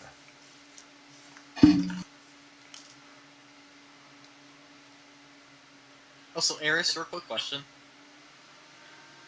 Yeah. You said you're undoing the shackles. Are you making sure she can't just teleport away, by holding her hands? No, I'm deliberately just undoing them. And okay, so you're giving her a way to just go avoid. That would be her. It's not like me trying to stop her. It's just get the fuck out. Okay, I just wanted to make sure. Because that might affect other party actions. So. When she's unmanacled, she just see Balkram and Helen winding up behind Destiny. I'm actually I walked out, y'all. Balkram left! Oh, Balkram did absolutely lowers an ass and walks outside. Helen went from, brutalizer to mediator, so... Yeah. She even healed the dumb fox. She pulls out the gag once she's unmanacled, and she'll be like, I see no reason to go back to the mortal plane, the material plane. I've done all the stuff up there. This could be the next great adventure. That just cements to Azra so deeply that she had no noble cause for her thievery. It was just for fun and to fuck with people. As Azra, just let it be. I'm trying very hard to do that. Here, I'm gonna hand you the thing of coffee. Drink this. It'll maybe it'll help. No, this would not help, but I appreciate it. Okay, so we're debating whether or not we still let them go, right? No. I've delivered them a choice. Oh. They can either go to Ultra Ravengard and submit themselves to his judgment and stay in Elturel, or they can leave Elturel and make their way outside of it. Oh. And is the rest of the party okay with that? No. In fairness, Azra did not consult the rest of the party on that, so... Click Along looks around and he's like, does that go with all you? We just skedaddle? Helen was giving them, like, the opportunity. You tell us, you can skedaddle. So, it seems, in that, and people seem to agree to that. Juniper has washed her hands of this entire situation and it's just... Okay. Then Click Along will nod at his group and be like, all right, partners, let's get out of town. And so, the Gizmo gang... Azra's gonna lay his hand on Click Along's shoulder as they go, and he says, Cassidy, if I see you in Elturel, or on the material plane ever again, I am taking your hands. And then he just pushes him along. Hey, these aren't my first hands. You take these, and I'll just keep clicking along. And so... God damn, that was smooth. Sachi gives a kind of sad smile and says, see you later, Click. Mm-hmm. I'm sure I'll see you around. Destiny would also be like, she doesn't want to say this out loud, so she'd psychically message you again, Sachi, and she'd say, I meant what I said, dearie. If I see you in Avernus, or if I make my way back up, we could raise some hell. Keep it as an option. Right. And the Gizmo gang walk off, and they fully, basically, surf down the chains. You see them, grinding, and, this metal on metal, and they're like, and, That is infuriatingly cool.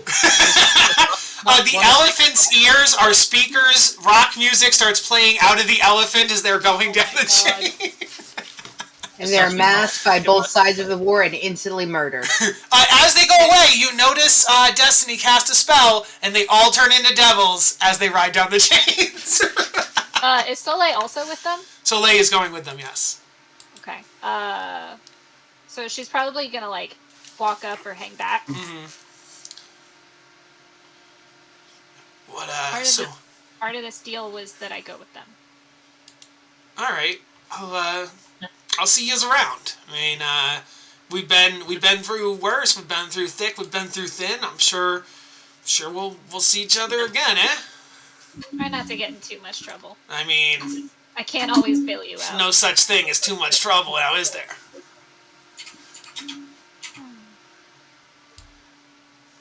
And he turns into a devil and grinds down the chain. So, speaking as Soleil's original player, Kyle, that was spot fucking awesome.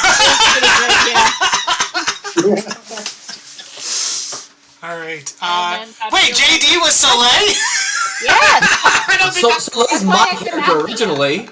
I thought we picked up on this earlier. I thought not tell from seeing JD's inner soul. I thought it was that he knew that I thought maybe he knew the campaign, or he was the DM for the campaign that Soleil was in. So I thought he got the references. I didn't know he was Soleil. No, he was Soleil. Okay. We did those characters together. Gotcha. Okay, so the group, the party should probably fill each other in on our different methods. Just blah. Yeah. Explain. So, Juniper tells you about the Vrock and the Pegasi. You guys tell her about the Flay spells. I think, no matter what, they both work. So, basically, if you want to ride a Pegasus, you can do so. If you want to fly of your own means, you can do so. Just basically put in the chat, do you want to fly or do you want to ride a Pegasus or a demon? How many people can each ride on one Pegasus? They said they were going to build one per or two per? They were going to build a cart for the two Pegasi so that 4 people could take the Pegasus. It's basically one in the cart and one on the Pegasi. Pull a cart in the sky? They are magical carts, yes. Wild. I love it. Hey, remember how some of our mounts could fly? Good times. Yeah. Too bad you have no idea where they are. Yeah. We were on this plane. Yeah, they're not anymore.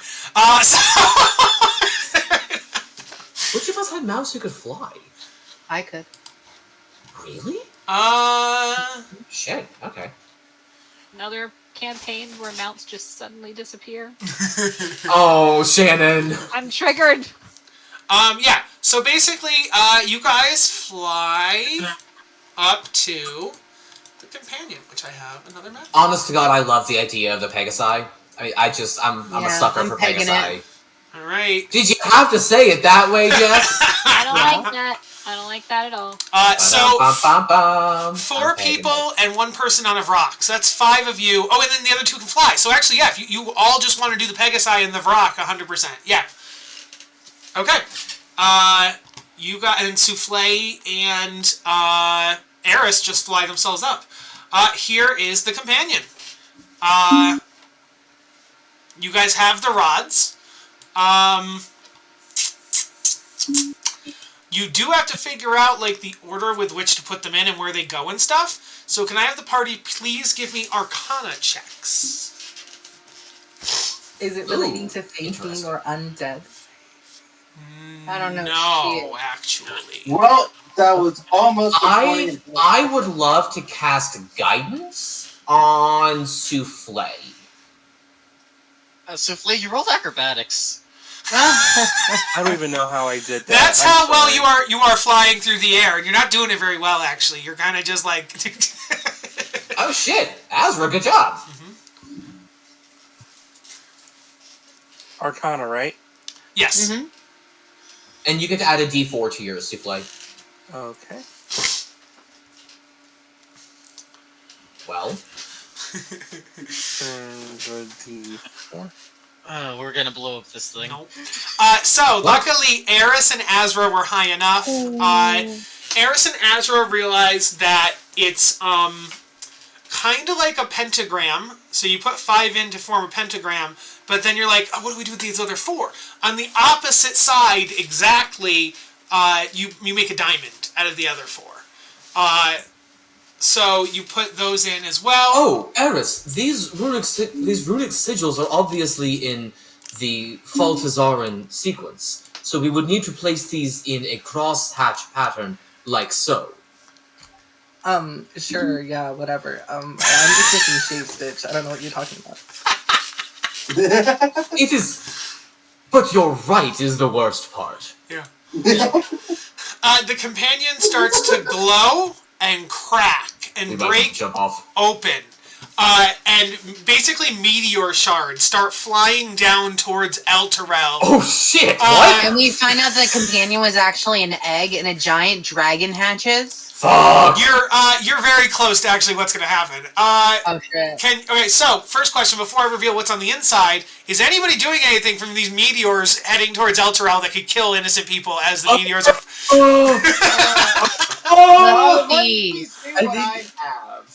I think Is one of them heading towards the tower? Or sorry, the palace? Oh boy. Castle? Is there any way to like hit them away? You could certainly try. You could give me an attack with disadvantage because they are moving really, really, really fast and they're big and heavy. But you could give me an attack with disadvantage. Try. That's the only thing I can do. I would love to cast Eldritch Blast and try to knock some of the fragments, like either destroy them. How about a 22? Yeah. Oh, you could also have Harrowman take some of the meteors. He can only do that. You can only do it once per turn. Yeah. Yeah. Could I magic missile the meteor shard? You could try to hit some of them. Yeah. There are. The only thing is, there's like hundreds of these. So if you guys have any AOE's that would make them smaller, that would be a better thing to do. But multiple smaller things is not always better. Yeah, but once you reduce a house-sized fragment to a fist-sized fragment, it'll burn up upon re-entry, maybe. What would be a thing that would like break this glass down? What element would that be? Lightning. Lightning turns sand into glass. Thunder would shatter it, though. Yeah, thunder would shatter it. Lightning or fire could melt it, or yeah. Okay, then Aries is gonna cast Snowstorm. Ice Storm. And change it to thunder damage. Okay. And try not to hit anybody on the ground. Okay. So Juniper gets rid of two clumps of the shards. And Harriman can take one. So that's 3. Souffle, how many magic missiles do you have? I am going to upcast, I think. If you have Shatter, Souffle, that might be handier. Yeah. I do not have Shatter prepared. Jess had a question as well. Yeah, Jess, what was your question? Is this about damage or it's just about hits?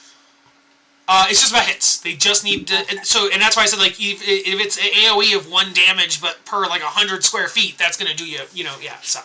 Okay. Yeah. Yeah, even if I were to use, like, Unleash Incarnation, that would only get me 1 extra hit. Yeah. Similarly to you, like, using Action Surge, you would get 3 more attacks. Yeah. No, I would only get 1 more attack.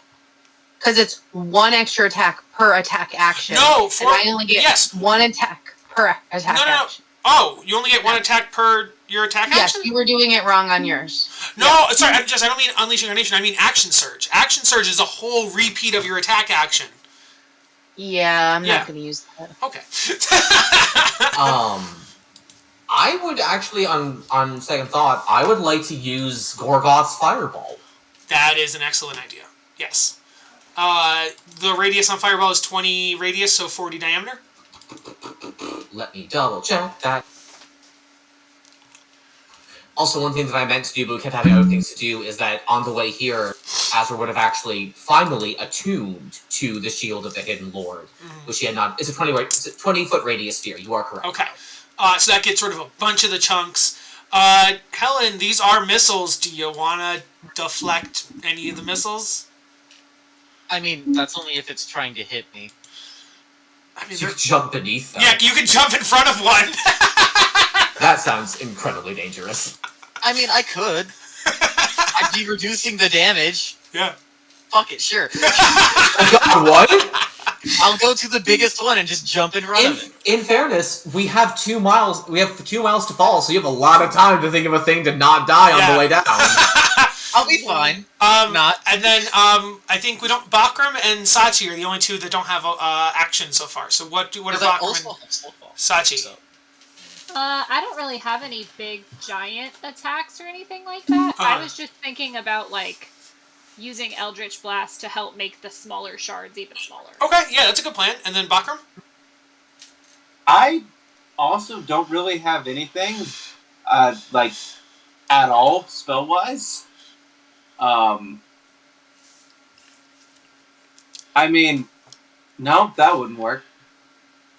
I literally don't think I have anything that can help in this situation. I guess if I'm trying to help, you could, like, back up a little bit and try to help play triage with the people who are injured on the ground if anybody does get hit. Yeah, that might be literally the only thing I'm good for in this situation. We just need to get down first is the thing. Yeah.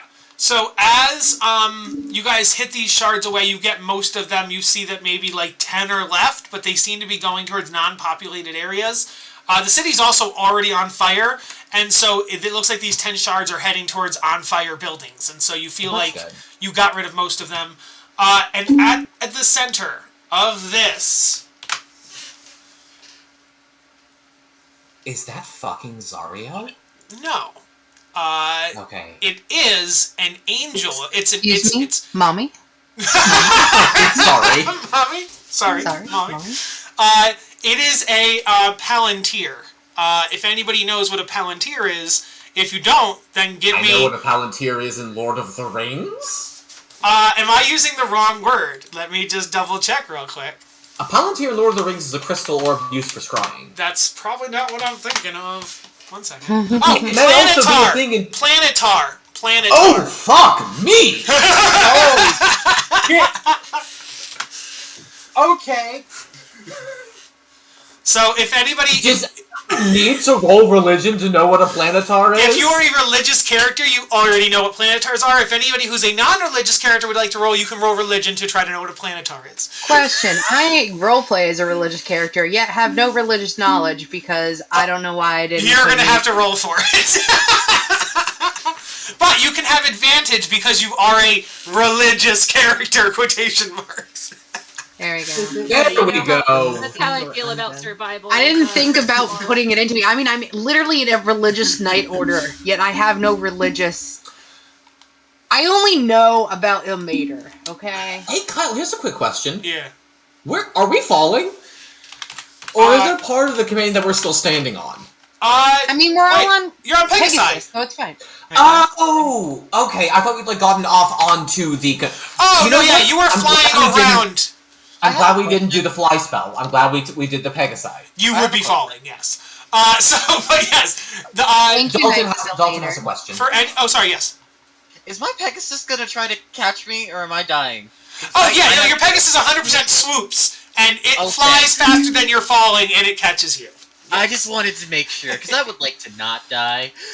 For those who succeeded on the religion checks, or if you already play a religious character, a planetar is a type of true... whole, full-blooded celestial angel. They are defenders of truth, avengers of the fallen. They are righteous. They are almighty. Bakram, as an Asimar, you have planetar in your blood. Yeah. Grandpa? Is that you? Yeah. Me, Grandma?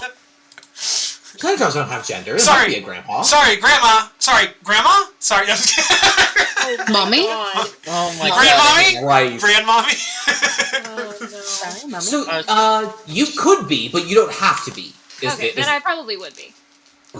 How long is your flying last? You would need 2 uses of it to get up there, Shannon. That's fine. That's what I have. And then you need 2 more to get down. Oh, I wouldn't be able to get down. Then I don't think you're flying. At least not. I think. Bakram, why is your grandma so high? Bakram, why do you have a gilf? Oh dear. What the fuck is this? And I say if you're falling, then hopefully Marcus would cast Slowfall on you. Well, technically, I think the only people who had to fly were Aries and Souffle, so everybody else had a Pegasus for them. Yeah. Wasn't sure if there were that many of them. Yes. Yeah, we can do that. Sorry. I just gotta re-find the companion page. Okay, so there's that. Azra is just staring up in abject awe of this being. Yeah, that makes 2 of them. He has never seen a celestial of this rank before. Is this a good thing? Is this a bad thing? This is a very good thing. Now, is this a good thing that you say, or is it actually a good thing? This is a being I think who we is... just freed an wonderful being from a prison. a celestial entity of unimaginable power. A whole lot of assumptions for something. She is gripping her side, and she does have wounds. She looks down at you, and you all hear both a voice verbal and in your head at the same time simultaneously. All of us? Yes, the whole party.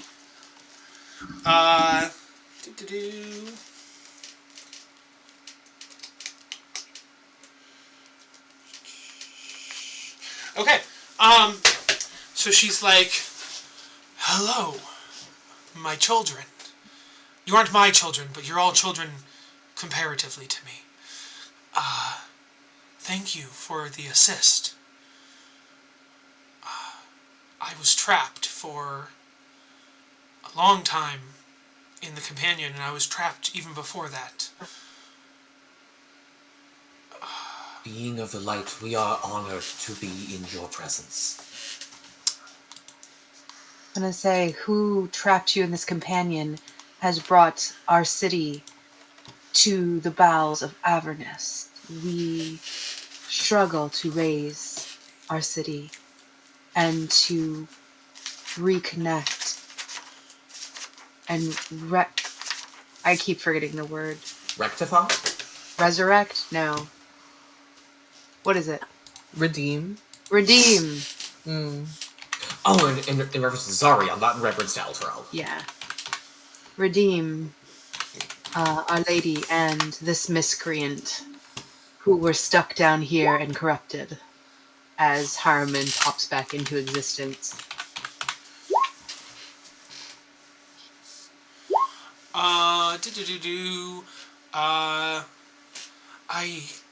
The person that trapped me was Zariel herself, with the help of, and she points at Haruman, this Haruman and Olanthius. The person who constructed the companion was Bell. My name is Naskius. I'll put it in chat. Or Nascius. Naskius? I'll put it in chat. You guys know how you think it's pronounced.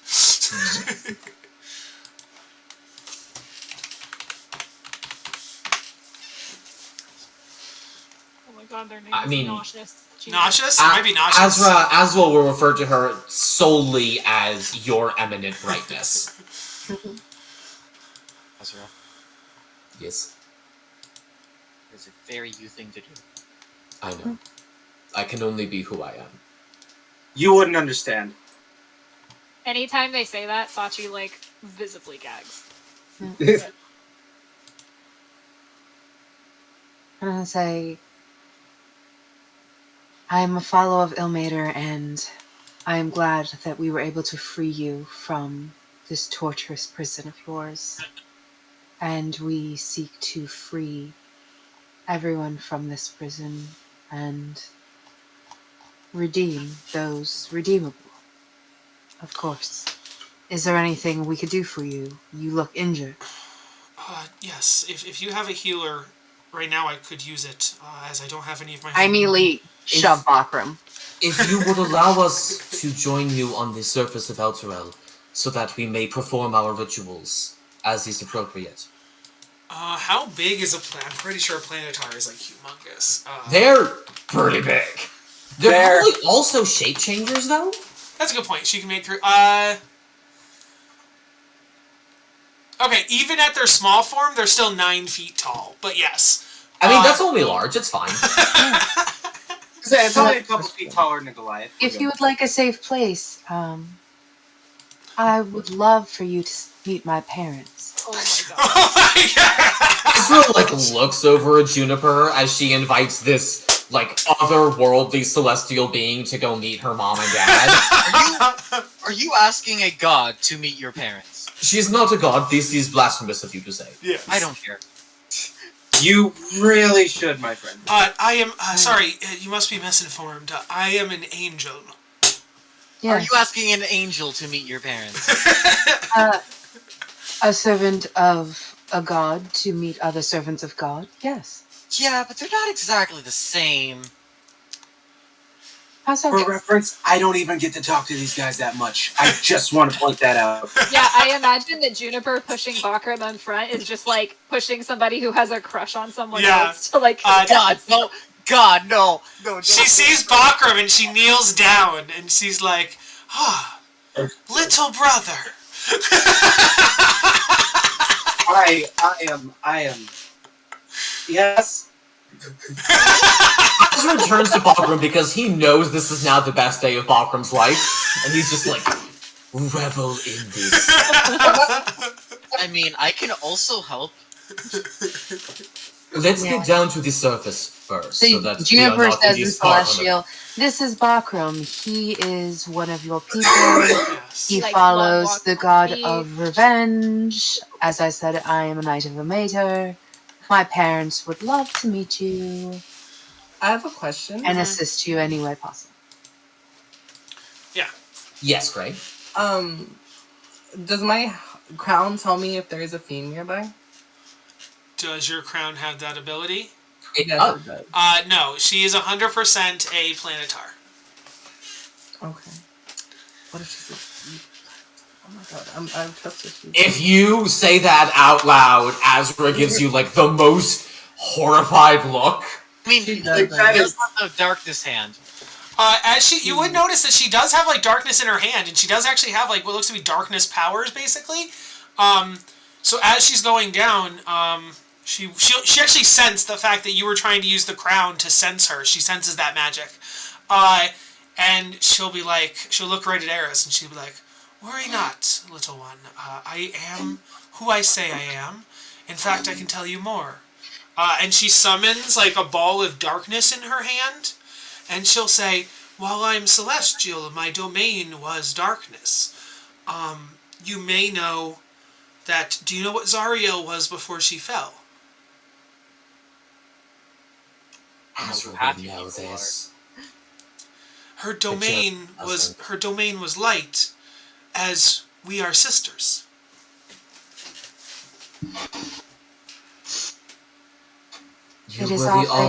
You were the archangel in opposition to Zariel. Mm-hmm.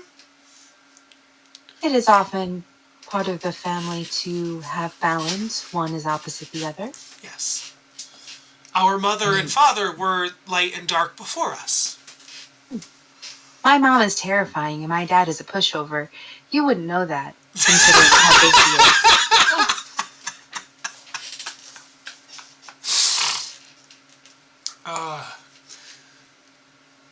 The extent to which the speed at which you establish familiarity with anything around you is honestly impressive, Juniper. And I mean this as the highest of compliments. I don't normally agree with him, but I agree with him this time. Yeah.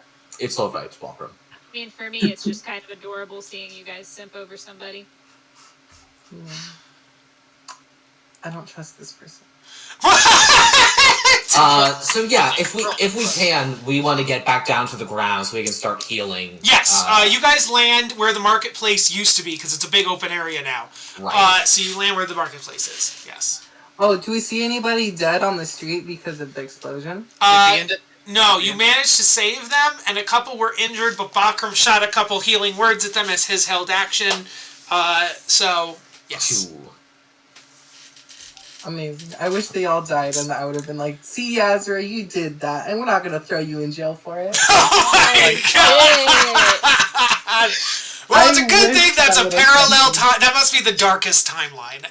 So that would have been the funniest timeline. Okay?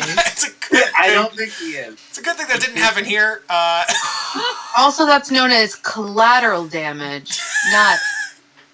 To be fair, we literally went up to the seer, not knowing what it would do. Oh, howdy, it's a good thing that none of this discussion is in any way happening in character. Yes, exactly. I am going to cast Cure Wounds now on this angel. Thank you.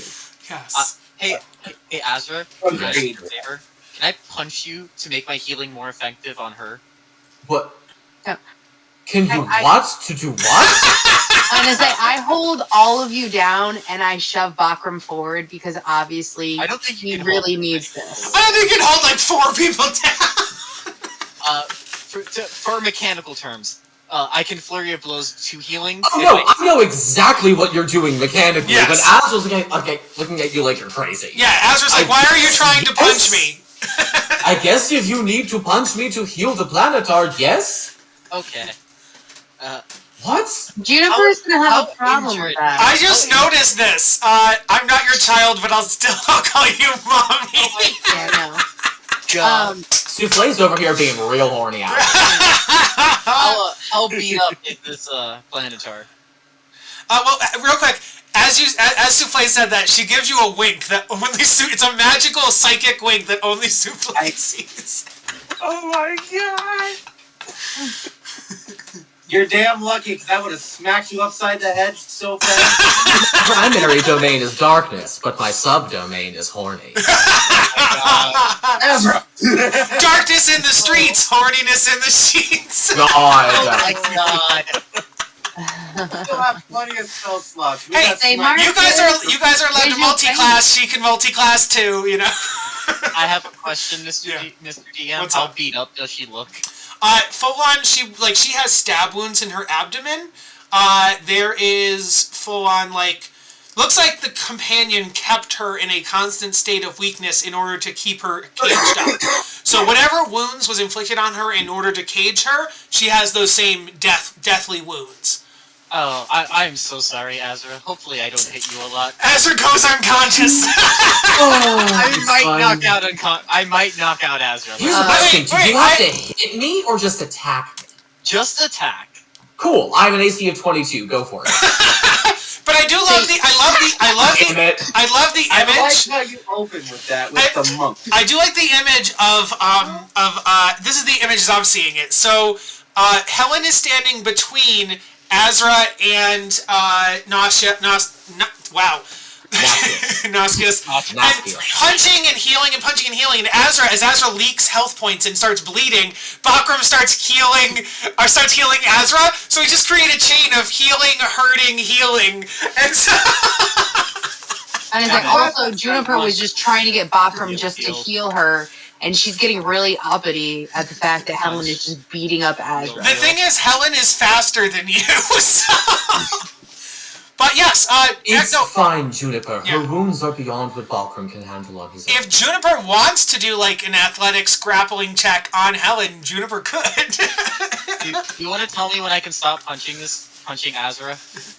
How many have you done? So you healed her for 11 plus 15 is 26. Plus 19 more is 45. Plus the 18 from... Plus 18 and...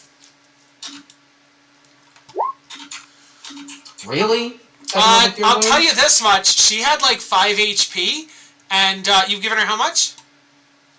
Helen gave her 46 by herself, plus another 27 from Azra and Bakram. So 46, 60, 73.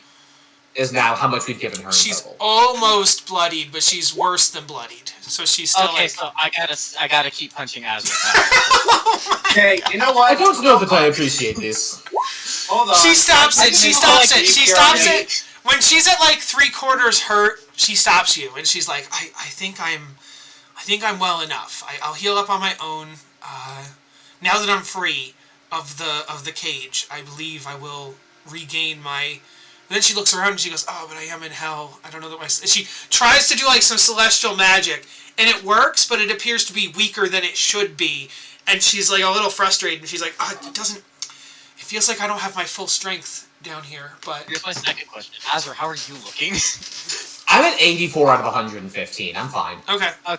Yeah, you can... Azra's not thrilled about this course, because, like, he was bringing up his guard, and you seem to be intentionally hitting him in the face over and over again. Which he's not thrilled about.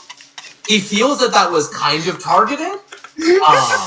Hey, I'm being kind. She normally has 2 attacks. I'm only using the 1. Oh, sure.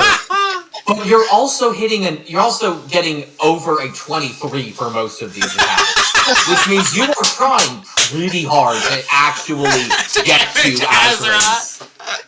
Get under Azra's guard. Sachi looks at Azra and goes, this is why I'm not religious. Neither is Helen. She looks and she goes, yeah, Helen ain't getting beat up. She's like, this feels like self-flagellation. This feels like on some level. I think after that last one, Azra grabs Helen's arm and says, this is enough. Are you sure? I think 1 more might be good. You are welcome to hit yourself next time. Wait, yeah, that's a good point. Can Helen attack herself for it to trigger? I mean, if she knocks herself out, she can't heal anymore. No, yeah. What a shame. We'll call it she's exactly bloodied. She's halfway.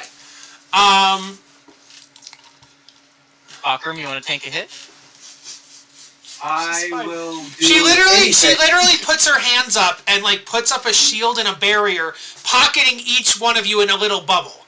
So she doesn't bubble her shield herself. She puts 7 bubbles out there and bubbles all 7 of you, and she's like, I think we're good. I think we can move on now. Apologies, Your Eminence. Of course. And I think with that, we will end this session of Descent into Avernus. Why am I in a bubble? Punching Azra. Truly incredible. Do we level up? Nope. Never. You know, Respect for the math. You are very close. You have to do one more thing in order for it to qualify as an in-universe level. Is it reach the bloody citadel? I don't think you should tell us, but I will neither confirm nor deny whether it's reaching the. Got very quiet as soon as you said that. The answer is yes. I will neither confirm or deny. Kyle, you're not helping yourself. Can I take her home to mom? I think Nastius has more important things to be doing than meeting your parents. She will. She'll tell you so we can move on from next time. She'll be like, I think I can't. She'll try to fly towards the east northwest, and she'll be like, I seem to be bound to Elturel still. I feel. I mean, she's in Elturel. No, that's what she's saying. Like, she tries flying northeast, south, or west to see, to scout around to see the Blood War and stuff, and she can't.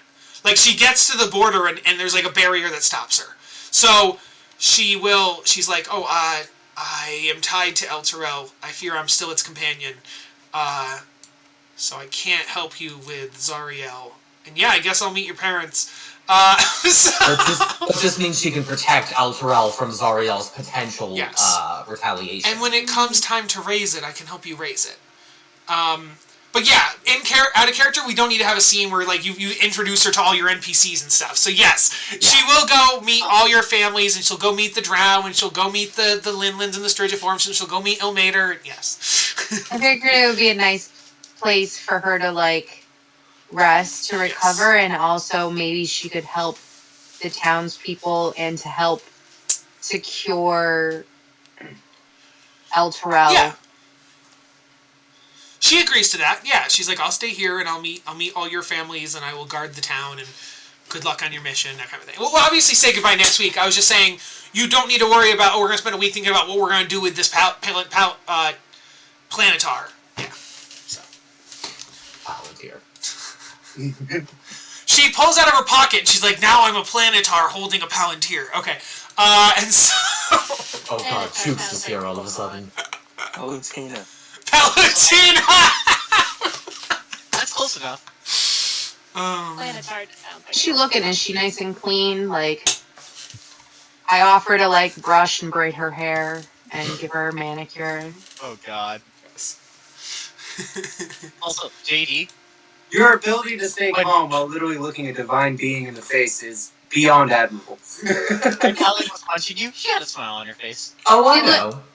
She's literally talked to gods in her dreams, and she's had a magical helper sent from the gods. So yeah, Wispa was a celestial being, kind of, sort of. Yeah. And then sacrificed her to a demon.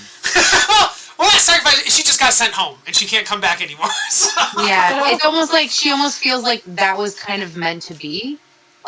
She was sent there to help her become what she's supposed to be and to serve that purpose. Wispa was just a Haruman mousetrap from the beginning.